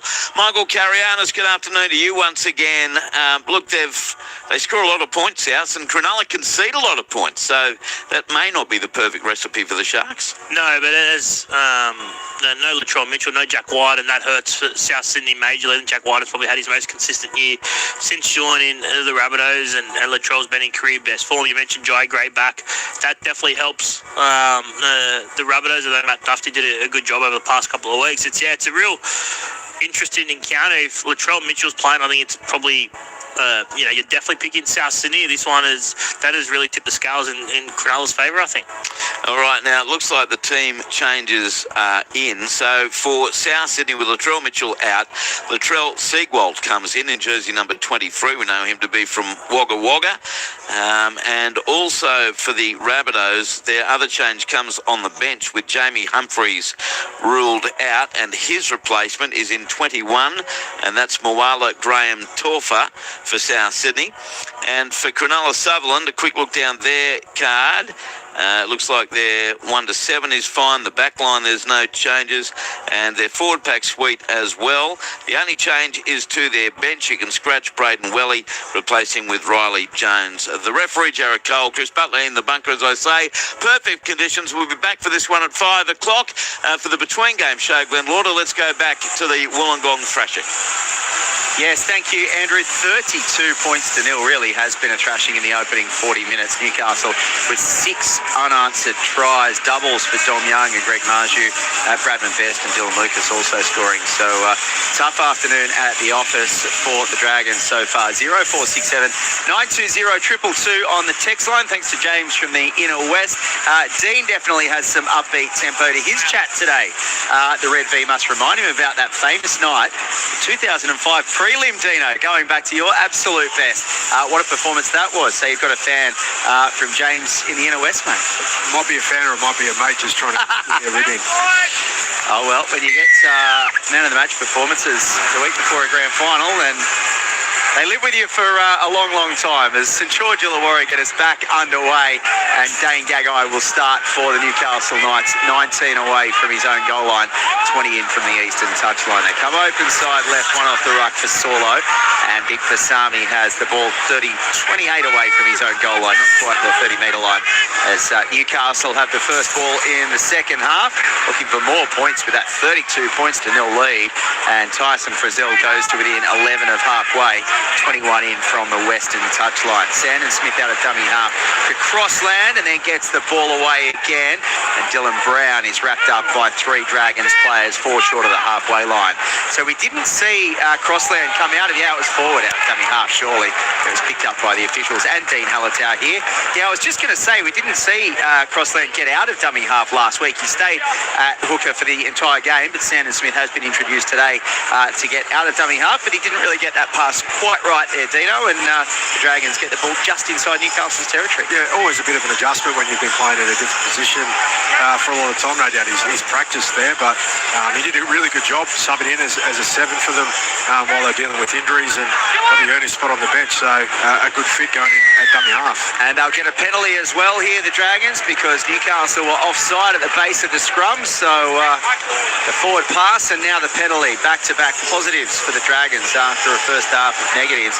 Cade Reid will kick the touch over on that eastern side, a pretty well-populated hill, and they will be able to start this set. There's 2 balls on the field at the moment, so they'll just get that second one off the park, and then ultimately we'll be able to see Valentine Holmes take the tap and restart play, which he does now, and Toby Couchman runs into the Newcastle defensive line with a heavily strapped right knee and takes the tackle 29 away from Newcastle's line in centre field. Solo getting off him eventually. Cook at dummy half. Right-hand side he goes now for Loco Junior Pacific Tonga. Plays the ball 19 away from the line. Cook left out of dummy half for Ryan Couchman. Gets the offload back to Cook. Loco Junior again. He's 4 away from the line, and there's a high shot. There's going to be another penalty here for the Dragons. The bloke in the Dragons media box next to me has gone take the 2. They're down 32 points to 0. I'm not sure Dean Young will agree with him, but they do get the penalty 10 away from the line as they take the quick tap, and Ryan Couchman takes it up to within about 1.5 metres of the right-hand upright. He plays it for Cook, left-hand side for Reid, goes out to Lycan King, left they continue for Sloan, and then Holmes. 5, 6, 7 Knights players are going to try to drag him in a touch, but he does really well there, Val, to go to ground and not go over that touch line on the far eastern side. So they come back into the middle now. Reid changes direction. Straightening on the run is Toby Couchman. He takes the tackle 9 away in centre field. Looking for their first points of the afternoon, trailing 32-0, 3 gone second half. Reid first receiver. Steps off the right again. Gets the ball away to Lycan King Tongia, and he's 3 away from the line underneath the sticks at the southern end.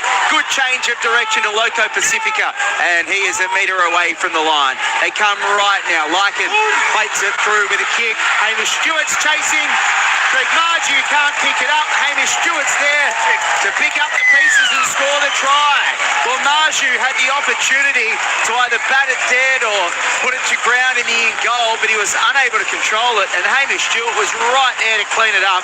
Scores the try. They are on the board, but it is Newcastle 32, Dragons 4, kick to come. There's something for the fans to cheer about here, and the Dragons, for much of that set, were well handled by the defence of the Newcastle Knights. That was until Cade Reid decided to go on a little bit of a venture back through the middle of the field, a couple of right foot steps, creates a bit of space, almost puts Lycan King Tongia over the line. They get up with the play the ball on the edge, and then great persistence there from Hamish Stewart to push through on a really tidy kick. And Greg Marju, he can't bat the ball dead. Maybe he should wait and try and ground it. Often the thing that frustrates a lot of people is when defensive wingers try and bat the ball instead of ground it, but I don't think he would have got close in the end. He kind of tripped up, and then great work there from Hamish Stewart. Well, that's the reaction that they would have wanted at half-time, Matthew Elliott. Absolutely. Greg Marju, strike 1, strike 2, strike 3, you're out. He waved his arms at it a few times there, but, what a great effort and great persistence there by Hamish Stewart, and left the ground, put himself at risk, got that ball down, and the Dragons get rewarded. And that was one of the things that was spoken about at half-time in the Knights dressing room, was about keeping that score line to 0. Well, it didn't take long for the Dragons to put an end to that. Well, Hamish Stewart's had to bide his time the last few weeks. He's been named in the 13 jersey, but over the last few weeks it's either been Hame Selly or Josh Kerr starting in his place. He got the start this afternoon. He's got his second try of the season. Val Holmes unable to add the extras from about 5 in from the western touchline, so it remains 32 points to 4. I can even listen to the bloke next to us. Take the 2. Indeed, that's why he's in the media box, not the coach's box. 0467 920 222. Unless my Dragons start breathing a bit of fire, I'll have to say congrats to my nephew Mitch in Mudgee. Love yous, Sandy from Umungary. Well, thank you very much for that one. Plenty of people listening in Mudgee. Loving the call. Knights playing well, and hopefully they can keep getting some tries. Cooper, Isla and Sonny, thank you for your text message. Graham says, hope the Dragons can score a point. Well, there you go. Your prayers have been answered. And Jack in Mount Hutton says, down tools, enjoying the magnificent weather at Mount Hutton. Go the Knights. Thank you, Jack. So St George Illawarra are on the board, 32 points to 4, and they have the ball once again 30 metres away from their own goal line. By the way, in the AFL, Sydney still leading North Melbourne 105 to 97. If that one isn't quite full time, it'll be getting very, very close. St George Illawarra had the ball 7 short of halfway. They come right through Reid and then Gutherson, and Gutherson finds himself 7 metres inside Newcastle territory. Hasn't touched the ball much this afternoon. Clint Gutherson playing it right centre this afternoon. Here's Toby Couchman. He's 32 away from Newcastle's line. Final play for St George Illawarra. They go short right-hand side. Cade Reid puts the high kick up in the air. It's taken by Setu 2. Continues on. Hamish Stewart will put it on the toe. Kalen Ponga may have to play it. This one he doesn't. It goes over the dead ball line, and it will be a 20-metre restart for the Newcastle Knights, who lead 32-4 with 6 gone second half. Yeah, I mentioned before the half about those little responses in games that sort of give you a bit of hope, and the Dragons have started this second half well. They're playing positively. They've obviously got the try on the board, but even there they're trying to keep things alive, and it was a nice kick, almost pays off, but just a little bit too heavy. So now they have to do a little bit of defending here. Marju plays it 15 short of halfway. They come to the left-hand side, and Bradman Best takes it to within 5 of halfway and gets up and plays the ball. Dylan Lucas, in fact, plays the ball just short of halfway. They continue right. Dylan Brown gets it away to Ponga. Continues on for Young. Once again, they've gone from left to right. Gone Young towards the touchline. He puts the kick through, but he's gone out. He's just touched the sideline on that eastern side as he tried to get that grubber away. So St George Illawarra have forced him over the touchline. The unit of the Dragons tested there, and at least that time we saw a lot of scramble coming from the inside and supporting them, and it's some strong defence there from the Knights. Yeah, big hit on Setu too. He gets up and plays the ball though. He's okay. He's got that right knee pretty heavily strapped, and now Hamish Stewart plays the ball on halfway. Ryan Couchman's pass goes out the back. Tyrell Sloan has to go behind himself, pick it up on the bounce. Then he makes a few metres forward and he takes the tackle, 8 inside Newcastle territory, 19 in from the western touchline. Cooks it dummy half, left for Toby Couchman. Strong carry through the middle, 34 away from the Newcastle line, trailing 32-4. They come left. Reid gets it away to Larkin King Tongia, and then on it goes to Dylan Egan. Egan's 21 away from the Newcastle line, 20 in from the eastern touchline. Final play for St George Illawarra. So Larkin King Tongia goes to the skies.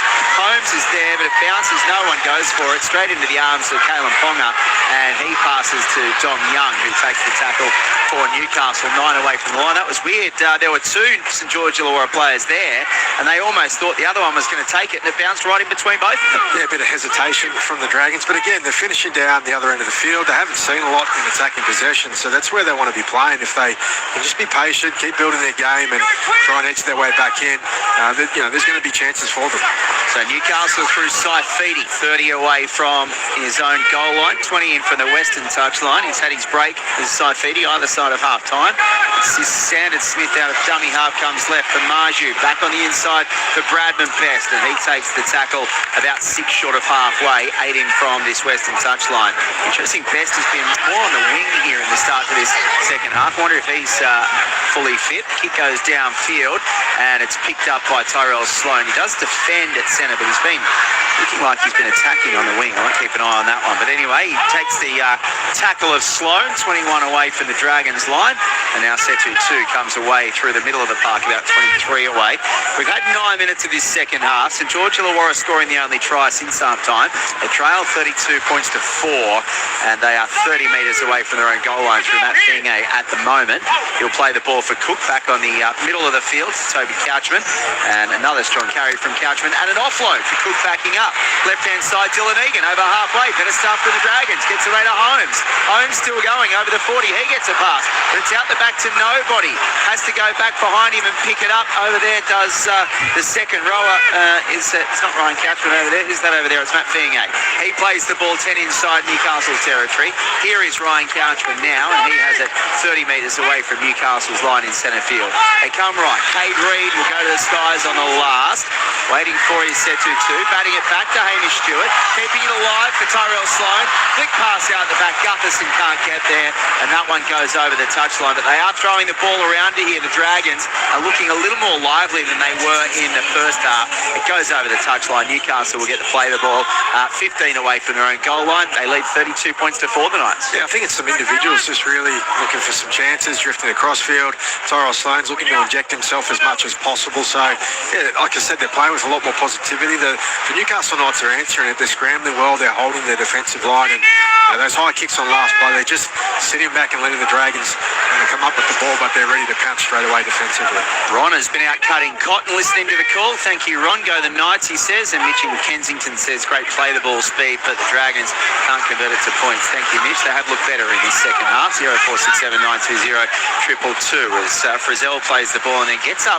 A little ginger on his right ankle. So maybe a problem there for Tyson Frizzell. They're 10 short of halfway, Newcastle. Play the ball through Saifidi, and they go to the right-hand side now. And they had the ball in the centre of the park, about a metre or two inside St George Illawarra territory as Sandon Smith goes into dummy half. He goes right for Brown. Brown kicks right on halfway downfield, and it's taken by Matt Finge about 8 metres away from his goal line. He'll return back into the middle of the field. He makes it up over the 20, and the Dragons are still trailing 32 points to 4 with 28 minutes left in this one. Now Matt Finge is grabbing at his right knee, I think. He's still on the ground, down on his hands and knees. We'll keep an eye on Matt Finge. He's starting to feel the effects as this game drags on. St George Illawarra coming away from their own end. Egan gets away from a couple, but he gets it away to Ryan Couchman. Cook, Cade Reid. They're a bit directionless here, the Dragons, and Reid ends up taking the tackle. And Matt Finge still down in back play there. He looks in a bit of trouble as almost splitting the line is Ryan Couchman, but they hang on defensively there, Newcastle. Reid on the last will kick from 10 inside Newcastle's territory. Ponga takes it 8 away from his own goal line, and he goes straight through the middle, trying to get away from a few. He's over the 20. He's got Dom Young as well. They're defending with 12 here, the Dragons. Young's over the 40 halfway. Pass back on the inside, but it goes backwards. Picked up by Fletcher Sharp. Back pass towards the sideline, and Young, Dragons player, gets the hand on it. It goes forward from Tyrell Sloan. He had to make a play at it because otherwise Newcastle were going to score. But Tyrell Sloan knocks it down, and Newcastle will get a scrum feed 28 away from the Dragons line. And Matt Finge still getting attention there, and I think Todd Smith is going to have to call time off because Damien Cook is also on the deck. They're all going down, Dino. Yeah, well, Damien Cook's got the royal treatment. He gets time off straight away. Poor Finge, even though he's out the back of play, we know. So it's looking likely that he's going to come from the field. He wasn't able to rejoin the line at any stage through that last period, and Tyrell Sloan did a great job to get across and cover Dom Young. I thought the pass back on the inside was a poor one, as you said, but it actually landed in the hands of Fletcher Sharp. The hand coming back to try and shut things down for Tyrell Sloan once again is what gives the Knights back the ball. But again, injury concern here for Damien Cook and also for Finge. Yeah, so it looks like Kyle Flanagan might be getting the jacket off. They've got Christian Tuipulotu as well. Touchline, Matthew Elliott. There's some concerns here for Damien Cook as well now on the ground. Yeah, 2 Dragons players under a lot of injury speculation there. Matt Finge comes from the field now. He tried to get to his feet when that break was made and literally got up and fell straight basically on his face. Damien Cook back on his feet. Dragons get some possession here, and that much needed as well because they were looking very vulnerable defensively here. Yeah, they have only used two of their interchange players at the moment, the Dragons. Matt Fienge is getting helped off by two trainers here. He's in quite a bit of discomfort, and it is going to be Christian Buipolotu coming in, no surprise there, for St George Illawarra. So almost a like for like. Buipolotu more of a centre, but he'll go over onto that left side of the field, and Matt Fienge is being helped straight over to the Dragons bench in a bit of pain there. But Newcastle have the scrum, 29 away from the Dragons line. Newcastle leading 32 points to 4, 27 to go. NRL Saturday on ABC Sport. Matthew Elliott, Dean Hallertau, I'm Glenn Lauder. It goes through the hands of Frizzell to Pasami Solo, and he takes the tackle 20 away from St George Illawarra's line in centre field. Dummy half is Sandon Smith. He goes right to Dylan Brown, and Dylan Brown takes the tackle 11 away from the Dragons line. Looking for their first points of the second half, the Knights. They lead 32-4. Smith dummy half. Left Fletcher Sharp. Gets away from a couple. Still going Fletcher Sharp. He straightens now as he crabbed and then straightened, and he's brought to ground 5 away from the line. Smith dummy half comes left for Brown. Dummies continues left for Ponga. Ponga has paid Reid and Clint Gutherson to clean him up 12 away from the line. 20 in from the Western touchline. Final play for Newcastle. Goes left for Dylan Brown. Best out the back for Marju. Would you believe it? A hat-trick in 2 weeks. 6 tries in a fortnight for Greg Marju. Back-to-back hat-tricks. Newcastle do get their first try of the second half. They lead 36 points to 4 with a kick to come and 26 to go. Yeah, smart play here from the Knights on last tackle. Every team, when there's a last play, they kind of settle in, expect a kick, but they've got a bit of momentum through that set. Last play, they go down a short side, and it's a simple sweep line out the back. The lead runner gets through. Bradman Best just tips it onto his big man on the edge there, and Greg Marju, he's able to size up to one-on-one, bumps him off and gets across the line. It'll be disappointing for the Dragons, Matthew, because they were looking slightly better this second half. Yeah, but again, just some vulnerability shown there after having to make some changes, and that was a fairly strong carry as well. Put a lot of injury into the player there, so that's a tough one. So I just got slightly distracted there by someone on the sideline, but I'm back. Someone just hanging themselves with a tie. I don't know where that comes from. Oh dear. They have long memories, don't they, Matthew? Oh, that is a long memory. We won't. I'm sorry that they reminded you of it anyway. As Kalen Ponga is a metre inside the Western touchline. He has 4 from 6 this afternoon, with the Knights leading 36 points to 4. We'll get to your text messages in just a moment, 0467920222. But Kalen Ponga at the moment is about to move in and strike this one towards the post. Can it curl back? It can't. It's across the face again. So he remains 4 from 7 now this afternoon around the grounds in the New South Wales Cup. North Sydney leading Parramatta 10-0. Queensland Cup halftime winner Manly 10 leading North 8. AFL Sydney has beaten North Melbourne 105-97. No score GWS and Essendon. Melbourne City is through to the A-League Women's Grand Final. They've beaten Melbourne victory 2-0 on aggregate 1-0 on the afternoon. And the first leg of the men's A-League semi-final, no score between Auckland and Adelaide. Super Rugby second half. The Highlanders, I think, leading the Waratahs 28-17, I believe. We'll keep you up to date with that one as Newcastle come back with the ball. Thank you, Ned. Yeah, 28-17. Newcastle have the ball 20 away from their own goal line. I feel sorry for Gutho, says Mitch. And you boys are getting me over the line. I've been moving mulch for 3 days and I'm ready to poke out my own eyes. Go Storm tomorrow, says Anthony in Melbourne. I know the feeling. First. You don't want to get mulch in them. I know the feeling, mate. 3 days of garden work is not fun. So I'm glad that we're getting you over the line. Frizzell has it 11 short of halfway. One off the ruck right-hand side for Saifidi. And Saifidi's 4 short of halfway in this first set after points for Newcastle, leading 36-4. They go right. Dylan Brown gets it away to McEwen. And Jermaine McEwen has the ball 7 inside Dragons territory. They come left left now. Ponga will go to the skies at first receiver. Sloan waiting for it, 15 away from his own line. Takes it, can't get past the chase. It was a good one from Tyson Frizzell, and he takes the tackle 12 away from the line. Now they come one off the ruck, left-hand side, and they have the ball through Christian Tuipolotu. 22 away from the line, and then Setu drops it as cold as you like. Picked up by Jacob Saifidi, and Newcastle will be able to attack the Dragons line. Then 19 away from the line. Dean Hallertau was desperate for them to switch it to the left-hand side, but they go short right, and Dylan Brown is caught with the ball 7 away from the goal line. Well, they're the away team, but what about the Newcastle chant? They get 6 again. Saifidi, left-hand side sharp. Now they spin it. Gets it away to Ponga. Here's Bradman Best. Oh, is he going to get 4? Greg Marju! He can't stop scoring! Marju with a 4. He scores in the corner. They've got 40 tonight. It's 40 points to 4 with a kick to come from the touchline. There's still 22 to go. Dino, they finally came to the left. Yeah, it was a tackle later, but they still got there. And Kalen Ponga, when they got the turnover, he immediately sprung into action. He was all the way down the back defending at fullback, and he's seen how loose they were on their right-hand side defence, the Dragons. So he pops up in the line. That's why I was calling for it. Knew he wanted to have a piece of it, but they get there eventually, and it's early ball to Bradman Best. He's got a bit of time. He's got Clint Gutherson peddling a bit. He's a bit uncertain. Gutho, again, out of position. The Fen comes out from Best to get away from him, and it's a simple pass on the outside.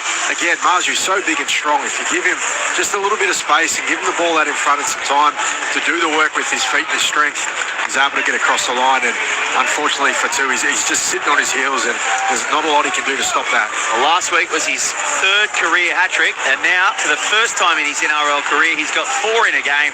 Greg Marju having a day out. Touchline, Matthew Elliott. Gee, tough call, Dino, saying that was a simple pass by Bradman Best. He fended off Gutherson, did the flick pass out the back. What do you want him to do? Okay, he made it look simple. Do you want a Barani in there or something? Back somersault. Jeez, I thought it was a pretty impressive pass. 4 tries in a game. Can't remember the last lifetime we did that in. I reckon you could. Kalen Ponga is a metre inside the western touchline, moves in, and it's a little better, but it doesn't curve this time. The last one curled around, so he moved the radar around slightly, and this one doesn't curl. So Kalen Ponga is now 4 from 8, so it could have been even worse for the Dragons this afternoon. Matthew Elliott out of retirement, says Tamati at Scott's Head. Matthew.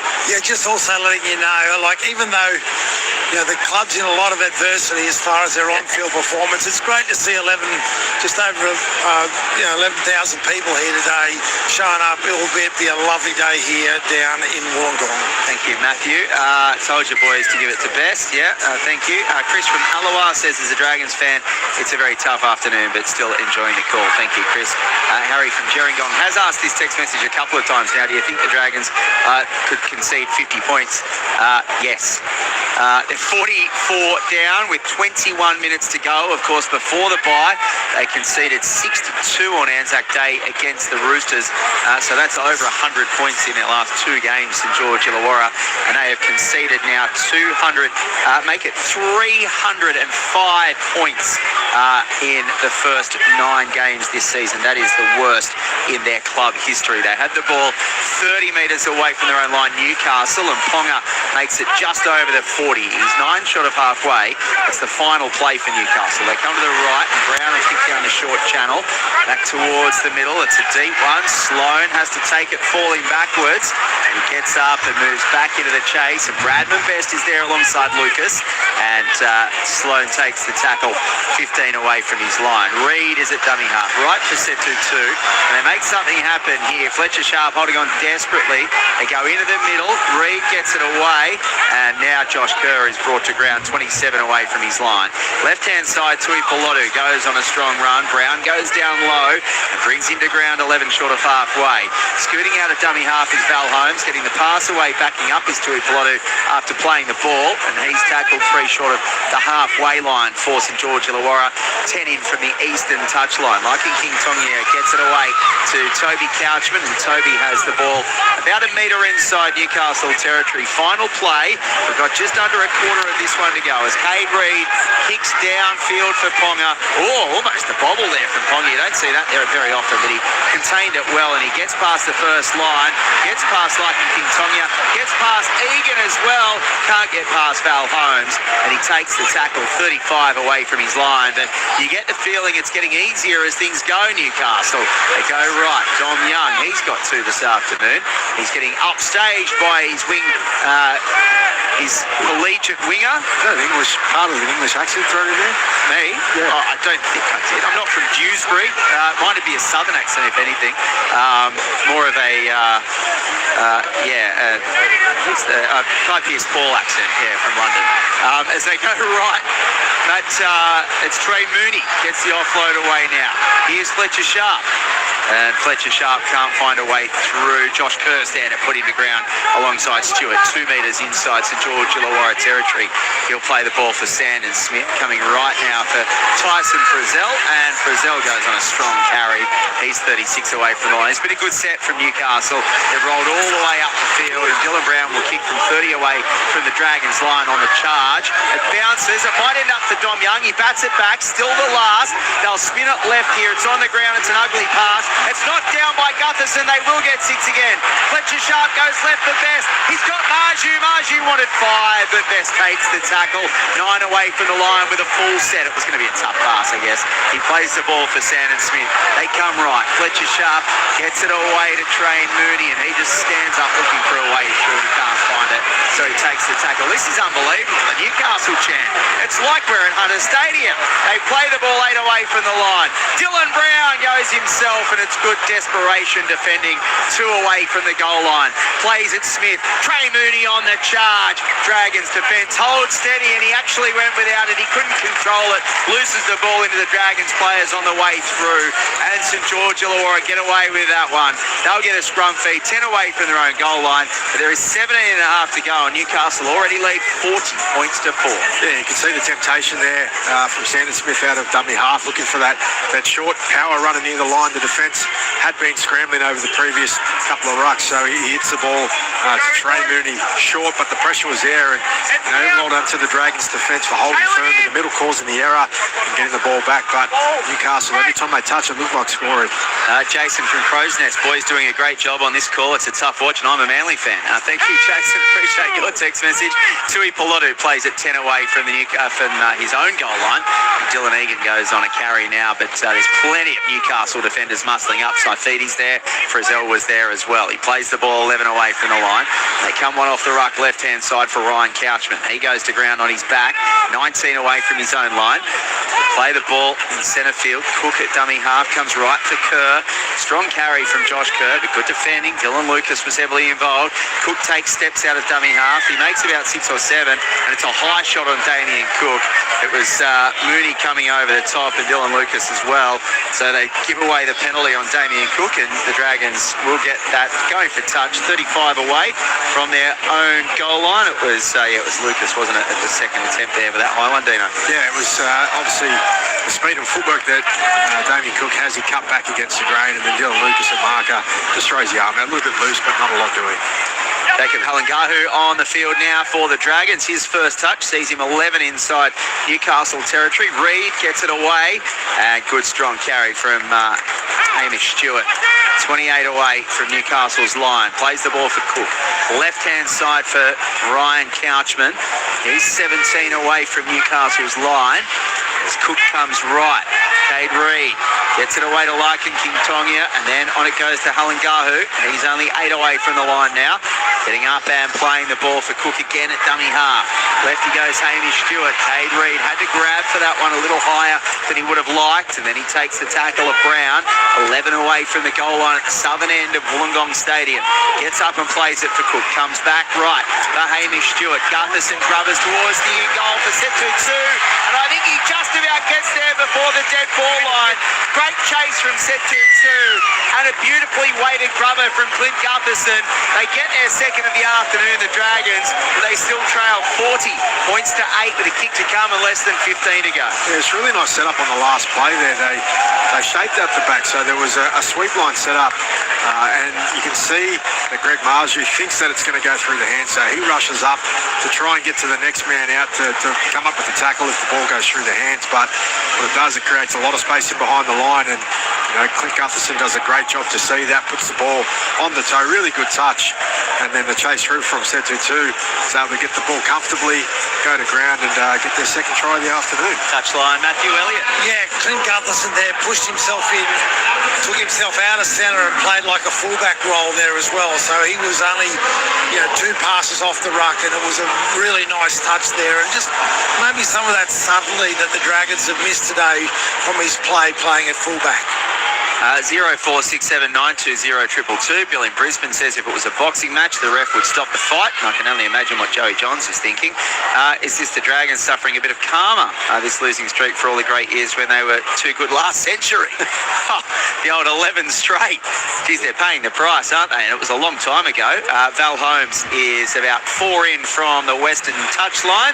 He will move in and hit this one with a bit of draw, and it's a beautiful piece of draw. Nice little 9-iron approaching the green, and he adds the extras. So Val Holmes is 2 from 2 this afternoon. Who's he 1 from 2? He's 1 from 2. It's 40 points to 10. Sorry, Val, I've given you 2 there. 0467920222. Jared says Dragons are getting pounded into the core of the earth. And Matt is sitting on the hill, and he reckons half of the 11,000 are Knights fans. Well, we've heard that Newcastle chant a couple of times, and we probably wouldn't disagree with you. Thanks, Matt. Appreciate that one. New South Wales Cup, North Sydney leading Parramatta 10 points to 6. Halftime Queensland Cup, Wynnum leading North Devils 16-14. First quarter AFL, GWS and Essendon 12 apiece. And Super Rugby, second half, Highlanders 31, New South Wales 26. While in that A-League first leg semi-final, Auckland has taken the early lead against Adelaide as they look to go through to their first ever A-League grand final, the Auckland FC side, in just their second season. St George Illawarra had the ball 20 away from their own line. Good scoot out of dummy half from Cook. They keep turning up here, the Dragons. They're down 40 points to 10. There's 13 minutes to go, but it's a good scoot there. And now here's Clint Gutherson to within 10 of the halfway line. He'll get up and play the ball for Cook once again. 20 in from the western touchline. They go left, Ryan Couchman. Like in King Tongia gets it away to Sloan. Sloan dummies goes himself. He's just over halfway, held up in the tackle. 2 metres inside Knights territory. Plays the ball for Holmes at dummy half. Final play, so like in King Tongia will go to the skies. And coming forward and taking it is Ponga in a heavy collision. Eyes for the ball everywhere. Nothing untoward from either player. And Kalen Ponga will get up okay and play the ball after getting absolutely whacked there by Toby Couchman on the way through. So he plays the ball. Losing the ball now, and the next play is Dom Young. They go to the left-hand side. Young with a fairly simple carry through the middle. And Newcastle are going to challenge this one. Was there a hand in the ruck maybe, Dino? Previous play, we'll tackle 1, come into 2. No, they didn't. I'll tell you one in a sec. On-field ruling was knock on contact. They're challenging. Yeah, so Dom Young went straight to Kalen and wanted to issue the challenge. He felt like obviously there's a hand on the ball, but see these often go against players. And decision maintained in contact initially. The on-field decision changed in the first half. Just checking angles. We lose sight of the ball in the hands of the defender. Yeah, Jacob Halangahu's hand is on the ball, but it does look like it comes out fairly simply, doesn't it? A lot of bodies in the way. Yeah. There's no other angles looking at the incident. The challenge is inconclusive. The Knights retain the right to challenge. They're not on the stand. They'll be able to see every angle at the same point in time. Yeah, in the bunker. They can't see that. Okay. There's any other clear view. All right. So Newcastle retain their challenge, but it is a knock-on. Touchline, Matthew Elliott. Yeah, I actually think the ref got that call 100% right. There was no raking motion in that. Not that my eyes are 20/20, but the 18/20 tends to work. Dylan Brown's been given an early mark for the Newcastle Knights as well. He's come off think there might be a bit of strapping around his right quad. I'm just wondering if there's a bit of ice there or whether it's all precautionary, but certainly Dylan Brown, after missing a few games earlier in this season, although that was a knee injury, so he's been given the last 11 and a half minutes off. So George Illawarra attacking the line. They're 19 metres away. Cade Reid gets it away to Hamish Stewart, and Hamish Stewart will take the tackle. That's Ryan Couchman, about 11 away from the line. Reid now back on the inside to Stewart, and Stewart loses the ball. It's picked up by Trey Mooney, and Newcastle will get the ball 5 away from their own goal line in centre field with 11 minutes to go, leading 40 points to 10. Another opportunity there for the Dragons. Lost their touchline, Matthew Elliott. Yeah, just letting you know that Dylan Brown is been taken off just to give himself a rest, not himself a rest. The coaching staff have decided just to be slightly precautionary, but he's fine. Excellent. Thank you, Matthew. Good news for Newcastle fans, particularly after losing Dylan Brown for a few weeks with that knee injury. They play the ball here through Gagai, 30 away from their own line, and then they find themselves about 13 short of halfway on the last play, getting up and playing it is Croker. They come to the right now. Ponga will kick from inside 40. Sloan has to get across. It bounces over the touchline, but it bounces over the touchline about 24 away from the Dragons line. So they will get the ball, St George Illawarra, and they still trail 40 points to 10 with 10 to go, Dino. Yeah, you can just see Dylan Brown right in front of us. He's actually whacking a little bit of ice on the calf or Achilles area, so maybe just a little bit of tenderness there. But this is a really important, probably the 20 minutes to the finish is really important for the Knights, because they want to show that they can play well for the full 80 minutes. It slowed down a lot for them in the second half. They've had a number of errors, and obviously the Dragons have fought hard to get back in the game, but their credentials going forward, Newcastle, it needs to be that full 80 minutes. Froggy at Thirroul is listening on his way back from seeing his beautiful granddaughter Harper, and he's decided to stop at Gerringong to watch the sunset over Where I Beach. Thanks, Froggy, and I'm sure there's plenty of boys out on the field this afternoon who will know that sunset very well. Of course, the Couchman brothers, as well as Dylan Egan, proud products of Gerringong, as well as Hamish Stewart as well. His dad's a bit of a legend down there. I think he coaches the first grade side down there, does Scott Stewart, and now they kick through here, the St George Illawarra Dragons for Marju. Picks it up in the corner. He's got 4 this afternoon. He'd have to run 100 if he's going to get a 5th, and he might just about do it. No, there's an obstruction.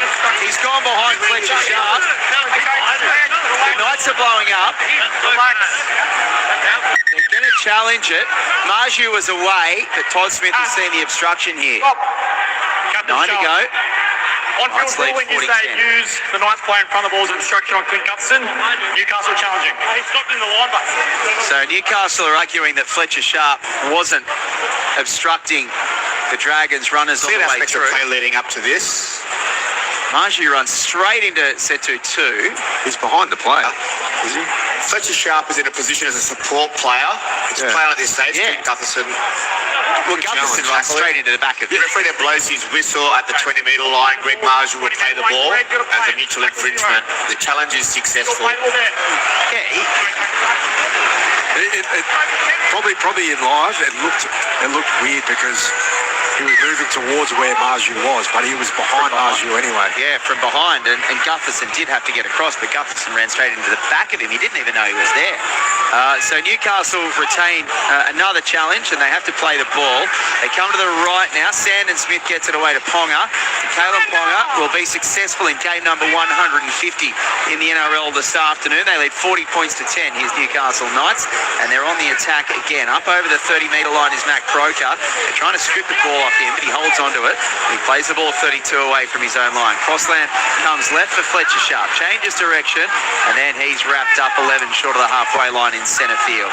8.5 to go. It was a surrender tackle, so they get off slowly, and he plays the ball as they come to the right-hand side. Now Gagai trying to find a way through, but he's taken there by Loco Jr. and Josh Kerr. 11 short of halfway again, pretty much in the same place as the previous tackle. Ponga from inside 40 again. This one straight down the middle. Sloan is waiting for it, 19 away from his own goal line. He returns it up towards the 30, crabbing away, trying to find a way through, but he takes the tackle 30 away from his own line, right in front of Matthew Elliott on the touchline. Yeah, again, there's just a little bit of intensity just gone out of the game. I think both teams are pretty familiar with what the result of this game's going to be, and even the crowd's gone a touch quiet as well. Thanks to Anson Levin for your text messages. As always, Dal in Newcastle. As much as I don't like the Knights, they've outplayed the Dragons today. Geez, a tough place to live when you don't like the Knights. Thank you, Darryl. They have the ball here, the St George Illawarra Dragons through Tui Pilotu, 15 inside Newcastle's half. They come right. Emre Gula back on the field now. Gets it away to Reid, and then Sloan, and then Gutherson. Back to Sloan. He bats it backwards for Reid. Now King Tongia, left-hand side Stewart. Valentine Holmes, 20 metres away from the line. Can't find a way through. Takes the tackle, 19 away, 20 in from the eastern touchline. Cook, dummy half. Reid, first receiver. Kicking across field for set 2-2. Scored off the kick previously. Won't happen here. He'll end up getting dragged over the touchline on the western side. And Newcastle will get to play the ball 10 away from their own line, leading 40 points to 10 with 6:50 to go. Yeah, they've done this well all afternoon. The Newcastle Knights have allowed the Dragons to catch those kicks across field, and they've done a good job, I should say, of wrapping up the receivers as they've caught it. And it's probably more to the position or the point at which the ball's coming down from the kicks. They're just not really threatening the line. It's really easy for the Knights to sit back and wait and then make that defensive play. Dom Young plays it 10 away from the line. Jermaine McEwen tries to make it up towards the 20. They'll just grind this one out. Newcastle leading 40 points to 10. 102 points in 2 games so far for St George Illawarra. Ponga's pass goes out the back. Best has to go back and collect, and then takes the tackle 29 away from his line. Here's Sharp, gets away from the first one. Cook holds on, and then he's helped out by set 2-2, 9 short of halfway. Sharp gets up and plays it 15 in from the western touchline. Here's Croker.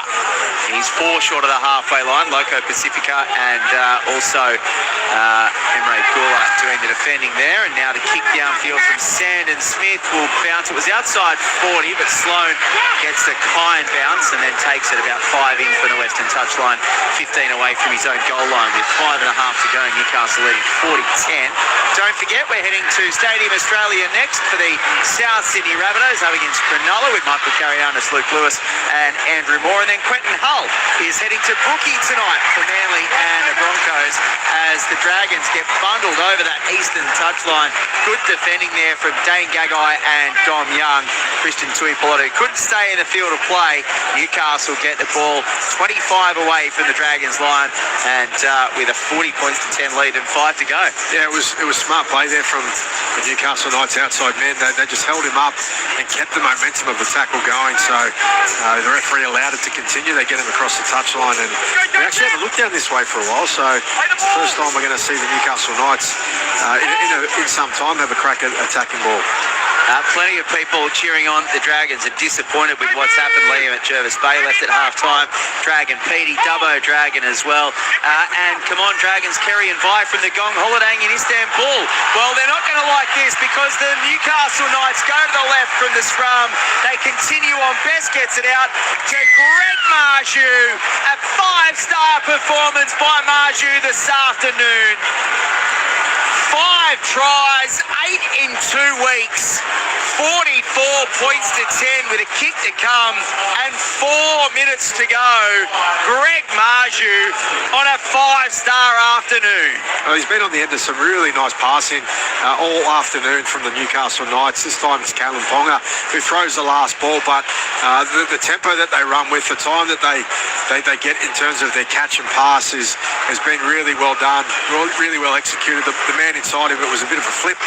Bradman Best had moved into sort of that ball playing role, and then Callum Ponga, as I said, on the end of it with the really sharp hands. Greg Marju, it may have been his easier one this afternoon. He just had to stroll over and improves the position.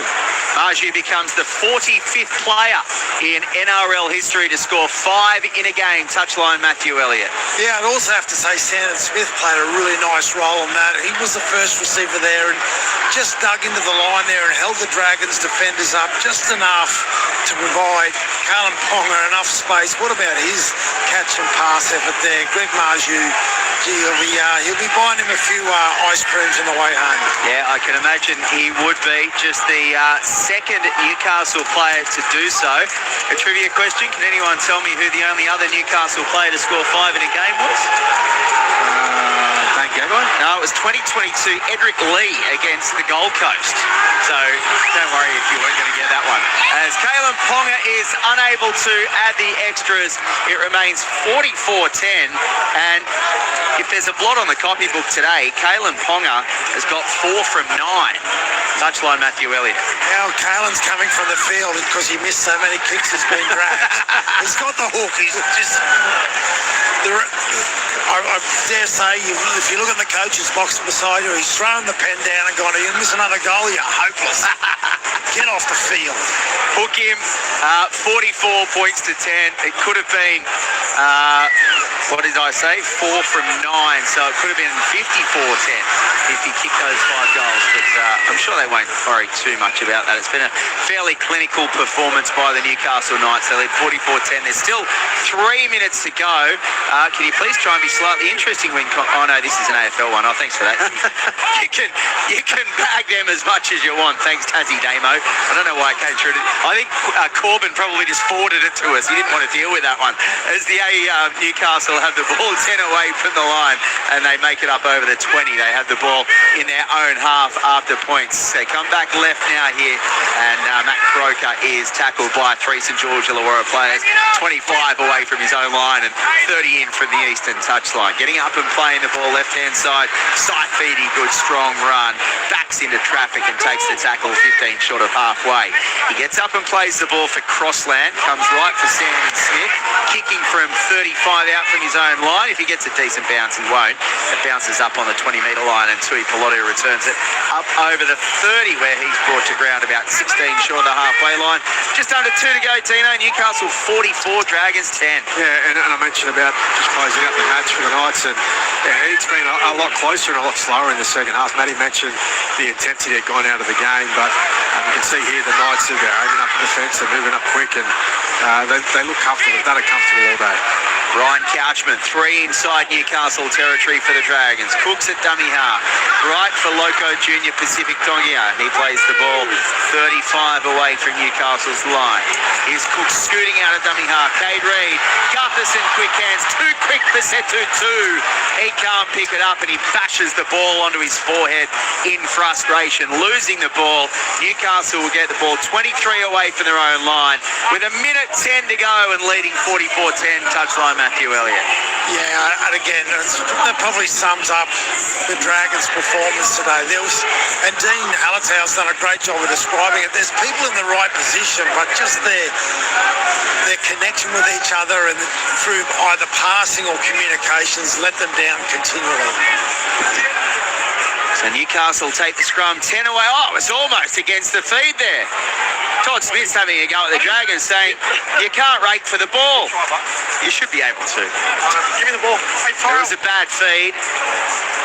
You know why it's a bad feed? They're getting a winger to feed the scrum again. This happened last week. Marju feeds the scrum, 10 in from the western touchline. Goodness me. Jermaine McEwen has it 20 away from his own line in centre field. 20 seconds to go. Newcastle will win this one. Another 40-point performance by the Knights. That's 2 in 2 weeks after conceding 40 against Penrith the week before. And, geez, they've been involved in some high-scoring games this year, Newcastle. Every single one of their last 5 games have involved 38 or more, either in wins or losses. And that will do it. Newcastle 44 defeats St George Illawarra 10 on another tough afternoon for the Dragons. That's back-to-back heavy defeats. 106 points conceded in their last 2 games. We've got about 10 minutes before we head off to Stadium Australia. So Matty Elliott will get plenty of reaction for us down on the field. I can see him eyeing off those 2 stars of the Newcastle Knights side who got an early mark this afternoon. But Dean Hallertau, that was a clinical performance, particularly in the first half by Newcastle. Yeah, it was all set up in the first half, and again, we've seen the same from them last week. Just the ability ability to open up with some real fast football out the gates and to execute really well. They did that. They made the most of the mismatches they had at wide, the inexperience they were facing through the edges of the Dragons, and it resulted in points fairly quickly. Like I said throughout the game, they did a really good job of finding a bit of a hole in the defence, coming up with a quick play the ball and then sticking to that kind of channel and just working it over, and that's what split apart the defence, gave them some momentum downfield and put them in often good attacking positions. A really good performance across the board. The outside backs and the edges for the Newcastle Knights were electric. They just really made mincemeat of the Dragons out wide. So a good performance, and one that they can build on as the season progresses. Yeah, it's always a tough afternoon for your outside backs defensively when a bloke scores 5 against you, isn't it? Craig Marju, what a performance that was by the Samoan Test International. 5 tries this afternoon, and he is absolutely flying after that hat-trick against South Sydney last week as well. Matthew, are you going? No, you're not going towards Craig Marju. I am. You are, but they're all acting as. I've just been foxed. Right. He's doing the TVs. That's probably not a surprise either.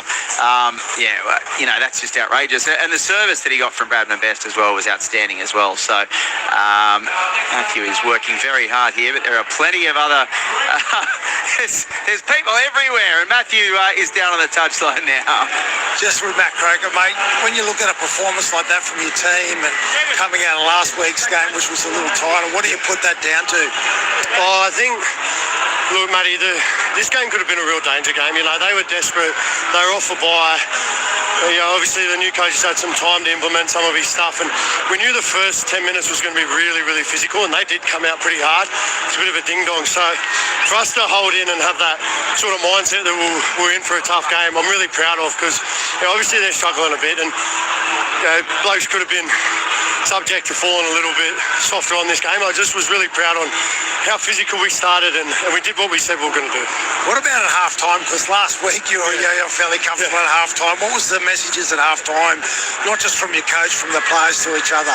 Mate, it was just getting back to what we knew was working in the first half, and I thought our defence was really strong, and if you look at the first 10 minutes of the second half, it was probably a little bit softer. So I felt like they were finding their front a bit easier at the start of that second half, and therefore we're on the back foot a bit. So it was just going back to what we know was working, invest in our D, and we got enough strike that we'll be able to score points with blokes like KP and Sharpie and Dill Brown. So we just knew if we invested in our D, we'd be right. Can I just dig into your insights about rugby league really quickly? Where do you see the team's improvement coming from? Look, I think there's no shackles on us. I think we play with a lot of freedom, and we back each other in attack, but mainly when there's an error, our talk between each other, because we're such a connected group, we'll do anything to make up for our teammates' error.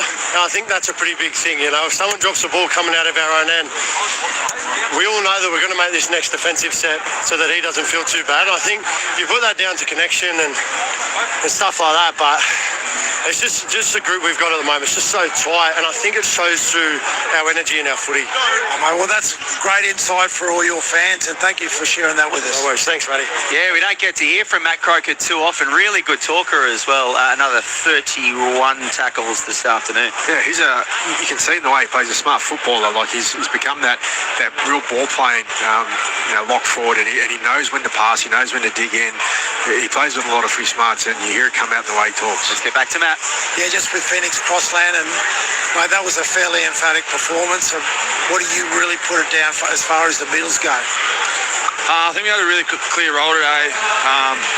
That first 10 minutes, sort of exactly what we planned for. We knew we needed to go after him in the first 10, and then we'll reap some rewards at the back end of halves. And I thought we were really good in the middle, very clean defensively, and then with the footy we moved them around, exactly what we planned to do.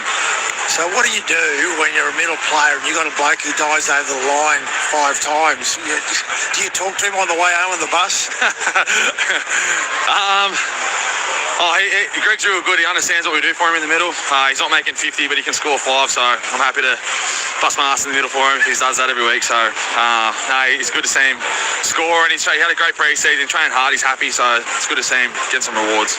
And it looks like as a unit you're starting to really settle in and trust each other. What about the direction you're getting from your spine? How do you feel like that's going? Well, as a hooker, it's easy. I've got voices all around me, and it's easy to pick the right option when they're helping me, and it doesn't really matter who you hit at the moment, they're going to do something. So it's a pretty easy job in this team. We got strike everywhere, but for me and our middles, it's our defence that I'm most proud of, is because we don't need to worry about scoring the points. We've got other people to do that. We need to stop them, and happy with that. So I got an ex-Newcastle hooker stand on my feet about 5 times when I was sitting on the sideline. Does Danny Badeiras drive you mad as well?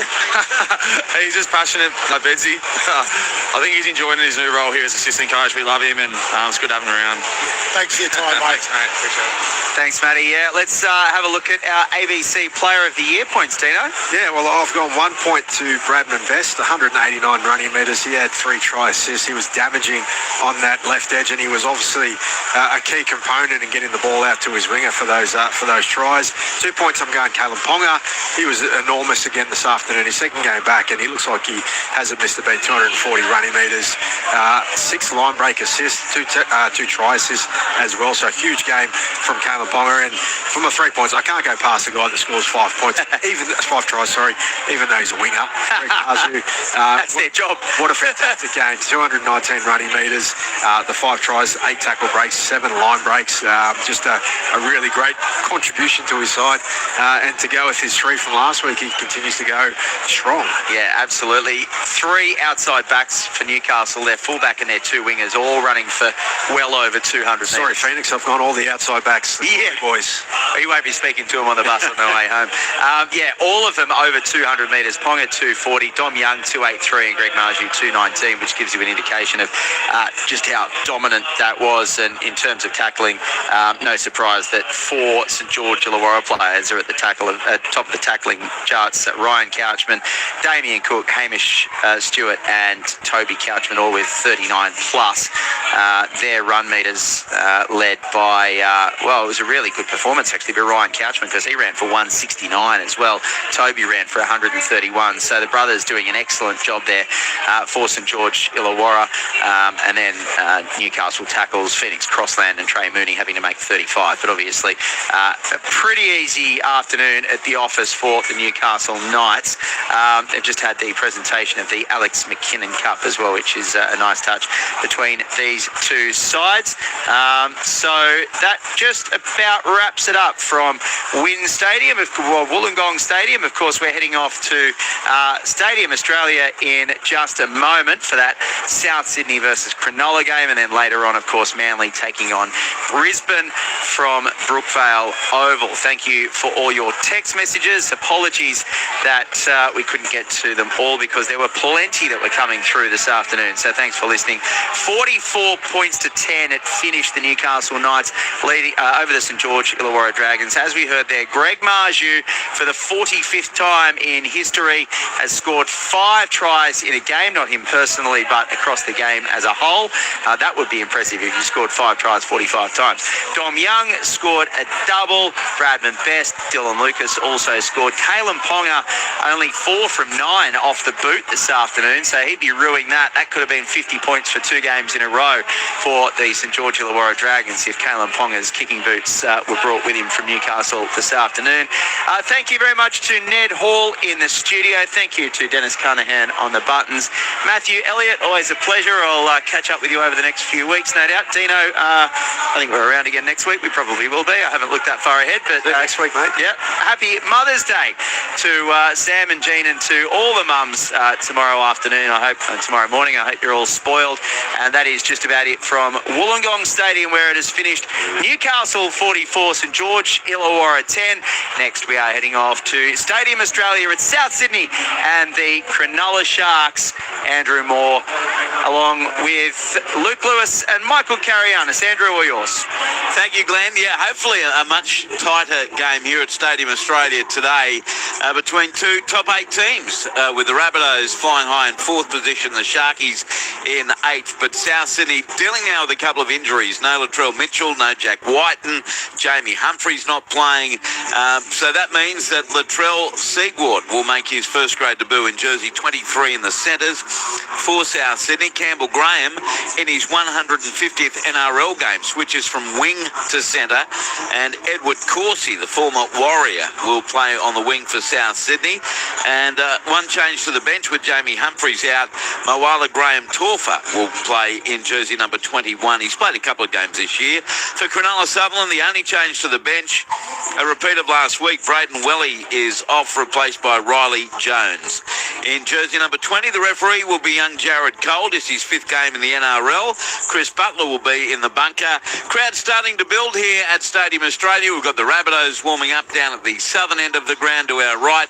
Cronulla Sutherland, who have beaten the Rabbitohs 5 times in a row down at the northern end of the ground. I'm Andrew Moore alongside 2-time premiership winner Luke Lewis. G'day, Louie. G'day, boys. Great to be up here now. The boys have just come out for warm-up. I can't wait for it. Should be a really good game of footy. Obviously in a low Latrell Mitchell, which is a big loss for South Sydney. And I reckon Jack Whiten's just as important to that side, because his defence lately has been absolutely amazing out there on that edge. But I can't wait to see how it's going to unfold. I think the Sharks can't expect it to happen. They've got to make it happen. And Jai Gray's going to be one guy that has to be looked after, because I think if anyone's going to cause damage, it's going to be Jai Gray through the middle of the field. We called Cronulla last Sunday. Pretty impressive winners over the West Tigers, who are a little depleted, but the Sharkies did go on with the job in that second half. Yeah, absolutely. When they get their attack right, they're a great side, the Sharks, but they've just got to do it against a side who's sitting right up the top there, and the Bunnies are, but obviously they are under strength. But this is a really good opportunity to continue their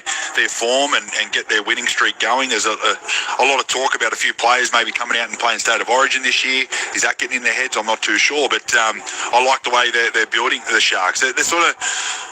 They're playing some good footy. They haven't played great footy, but they've sort of go through a couple of little ups and downs. But I sort of feel like they're on the way back up at the moment, and this will be a really good test for them. But I reckon if they get this win, it'll be a massive confidence booster going into next week's Magic Round. Right, between us is the Daily and Sunday Telegraph's Michael Carianis, who will enjoy the game from the touchline.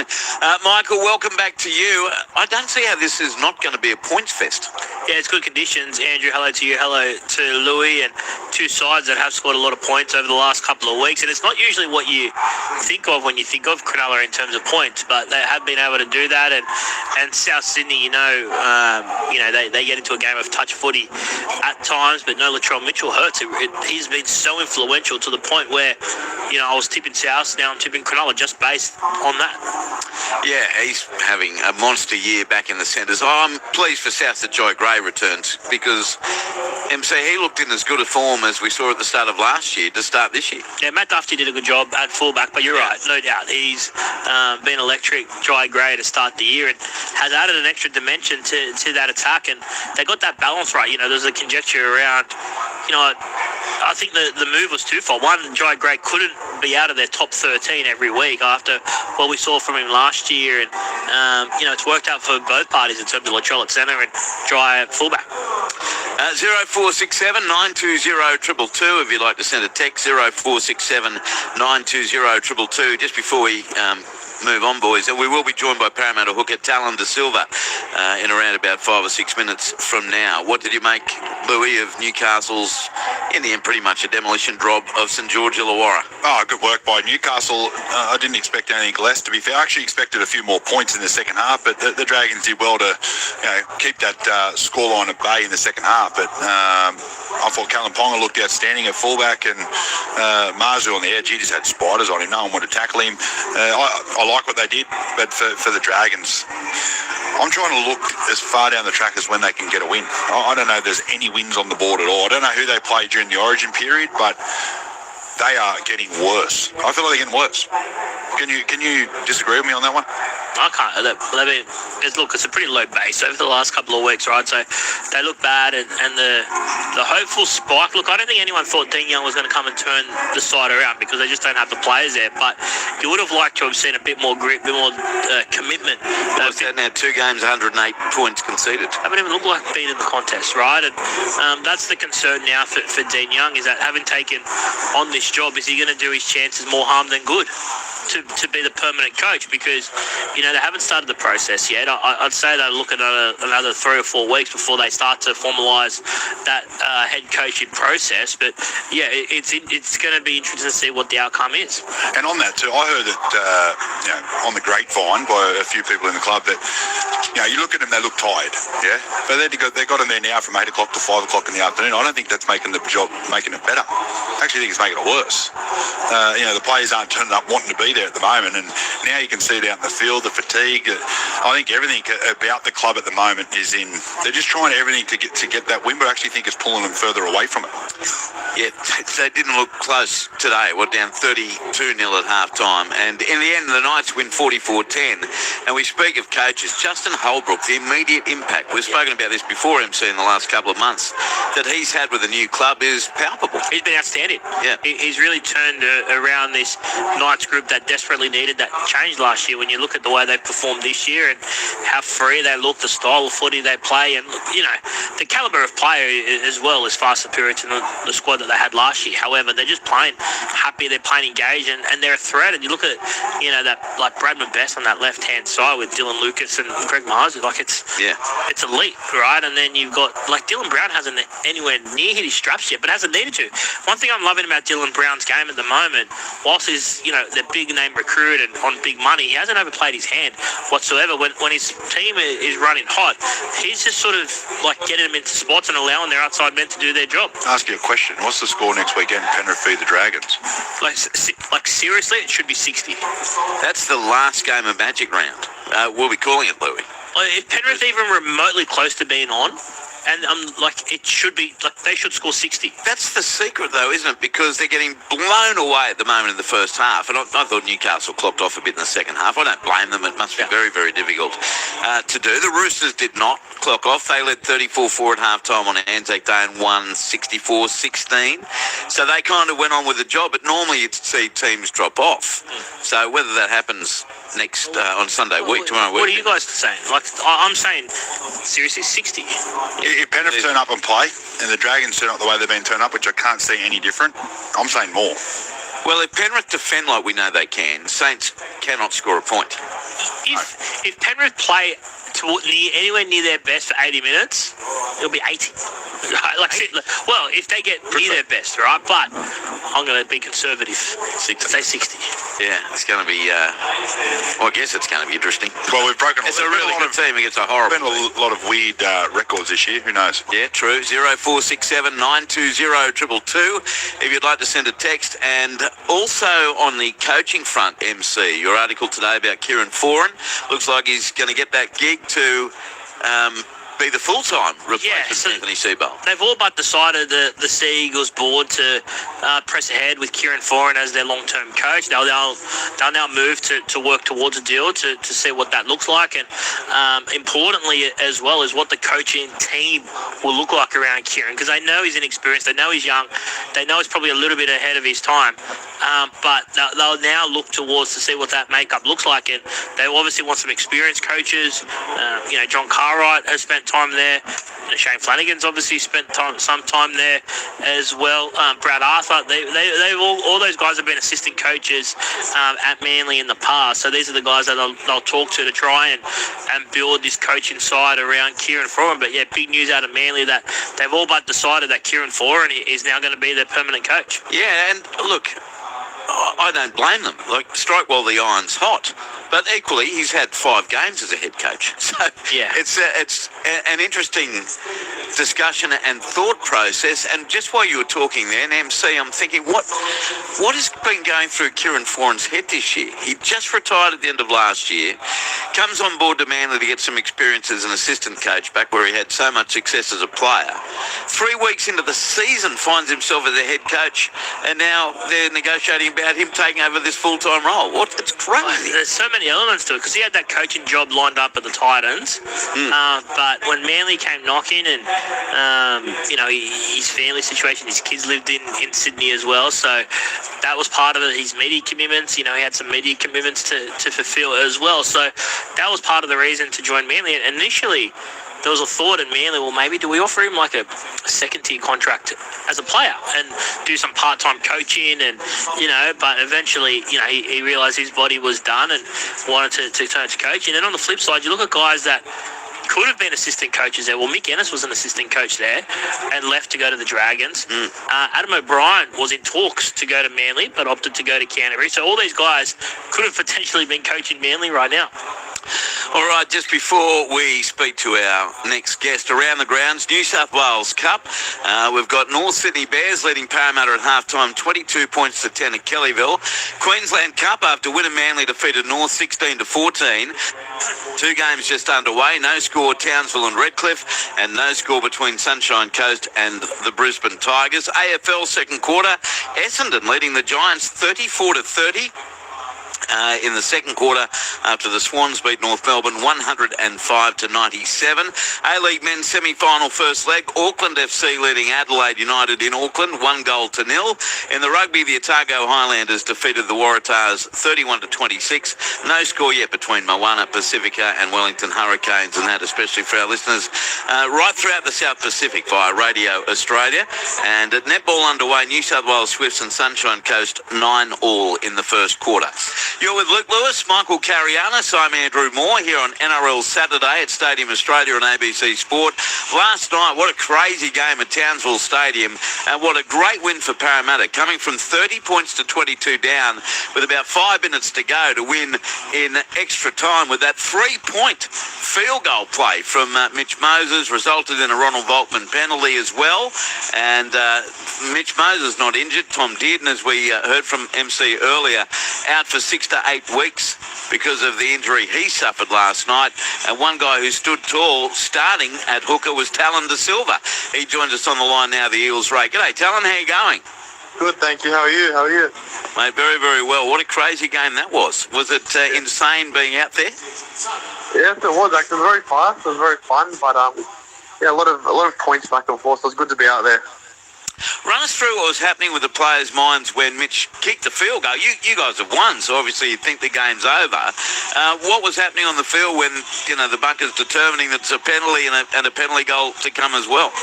Yeah, well, we all sort of jumped on Mitch, and we were just relieved the game was over. It was a bloody tough hit out up there, and to see the ball sail over the way that Mitch kicked it was so relieving. But then the ref sort of blew time, and I thought he was going to give the penalty to the Cowboys because all of our bench boys ran on, but he ended up explaining to us that it's a penalty and we could take the 2 in front of the post, but luckily Ronnie stepped up and took it and sort of iced out the game for us.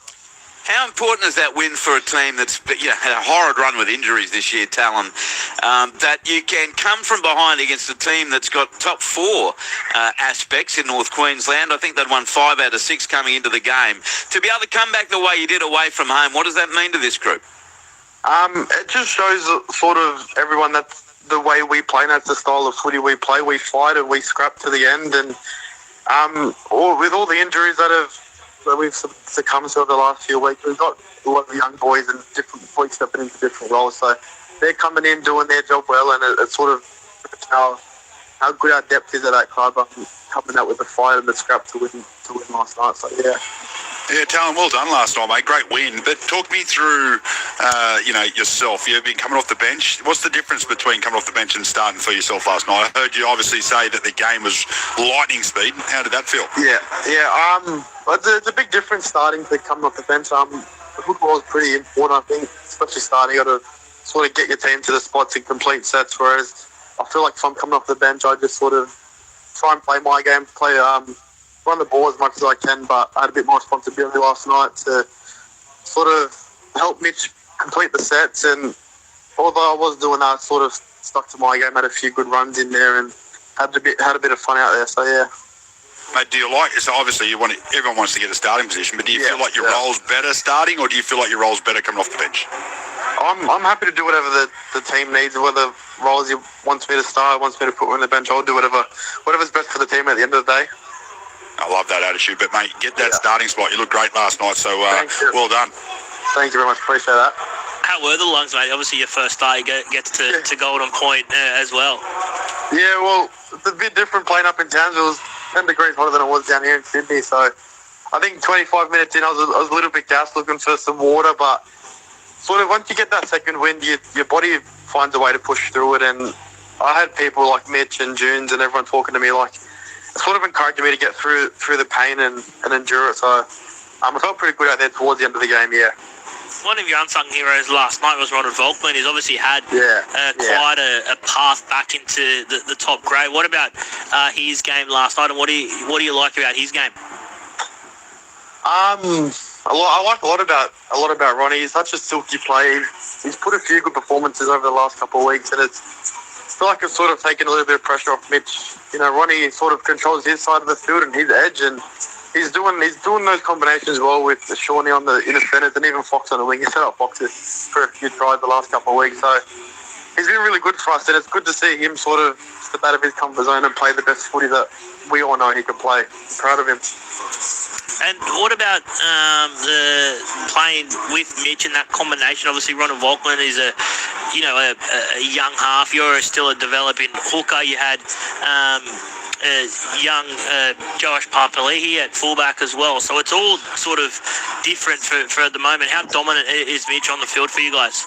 He's the loudest voice on the field. He's been awesome for us. Obviously, myself and Joash and Ronnie, we're all sort of ball runners, and we like to play what's in front, like to play fast, but it's good to have a Mitch there to sort of calm us down and sort of get us back into the game and complete sets and sort of stay in that sort of cycle as the game's going on today. So it's good to have him play his game. He's also a good runner of the ball as well, but when he's sort of controlling our team and getting us to where we need, we're looking good, so it's good to have him.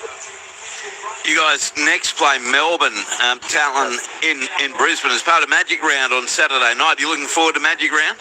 Oh, I can't wait. I think I played up there last year.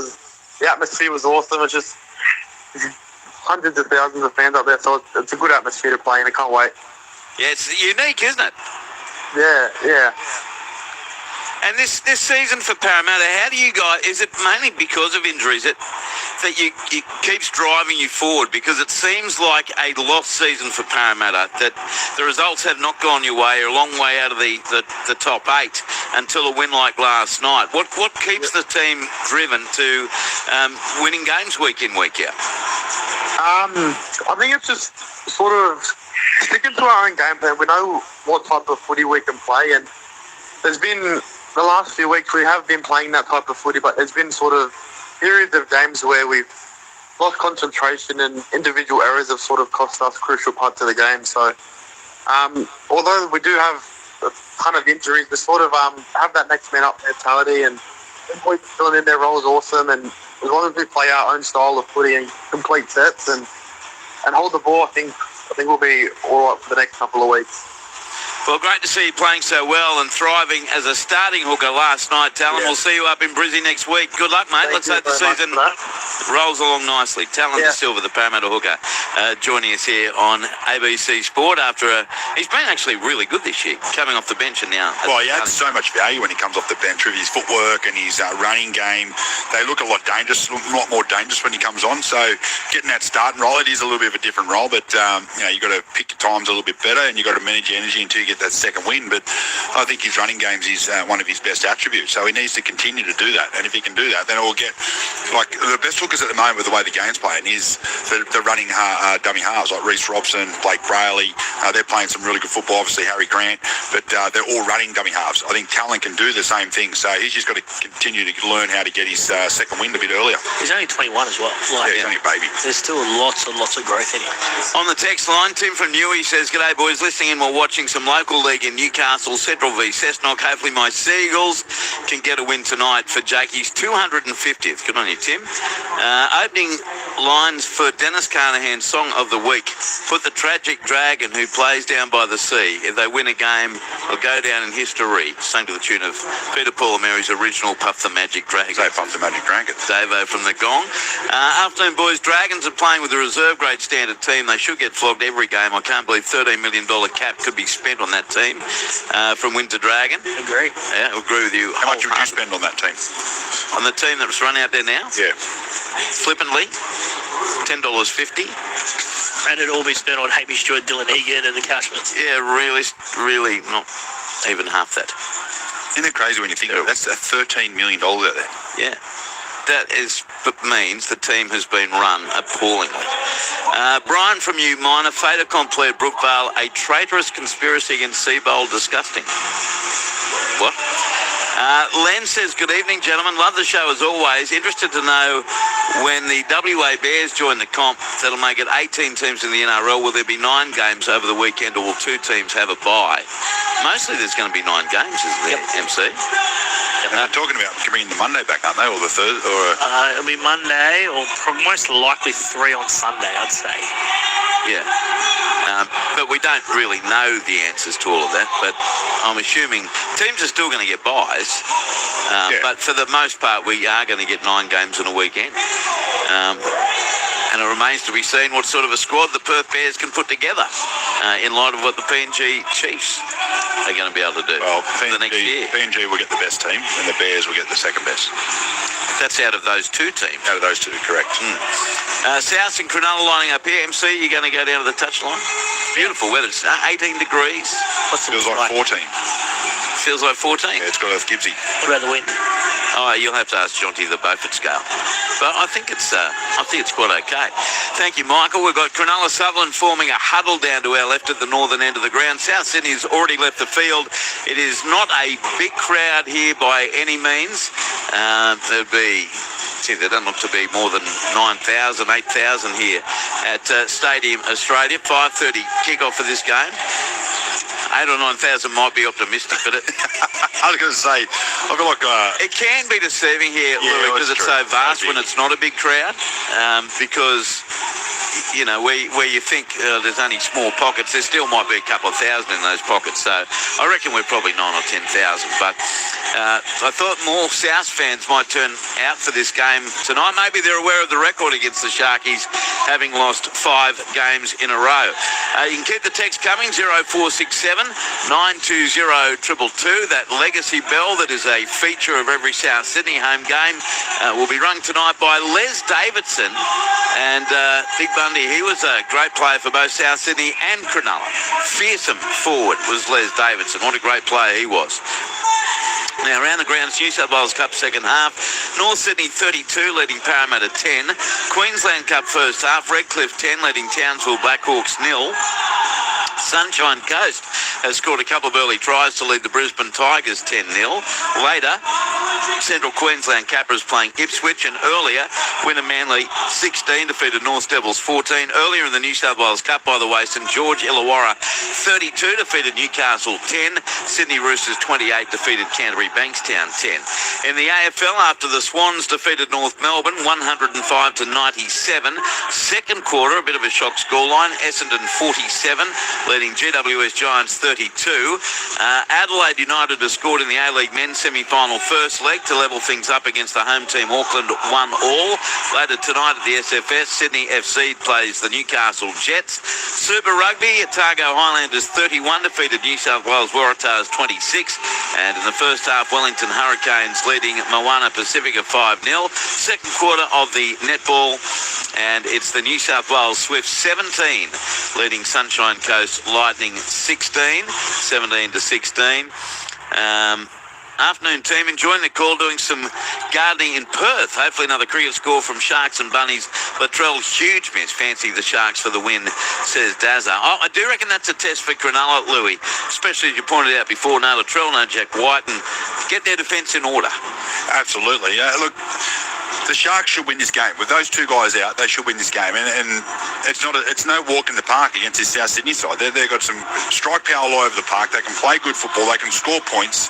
Latrell Mitchell is a huge miss, though, because Latrell's just been a bit of a bully this year, which I love watching. He's been absolutely brilliant. And I feel like he just makes that South Sydney player that's standing out there on the field next to him that little bit taller and that little bit more confident, you know. So the Sharks have got to make them pay, and that's going to come down to the start. If they can start well, the Sharks, and get off to get some points on the board and dominate with their defence, well, that'll go a long way to getting the win. But if they start slow and they give South Sydney a little bit of a sniff, well, it ain't going to be no walk in the park for them. I think another player South's going to miss is Jamie Humphries. Like, he's not a headline grabber by any means, but I think he's done a great job almost just pulling the strings for South this year.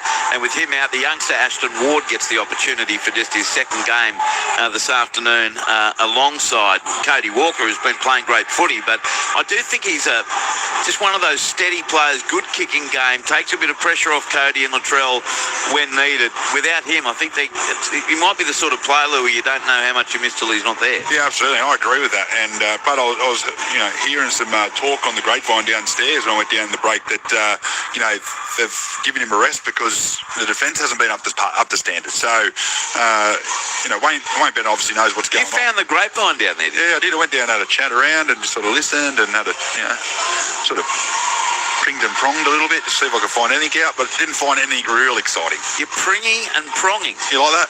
That sounds like Dino as a tester. Yeah, I went down. He's a big pringer. Dino down there as well. He's obviously in the Sharks group, so. Yes, the Cronulla Sutherland CEO, always standing tall. Michael Carianis is doing just that too, down on the touchline, pacing around. Is it all right down there, MC?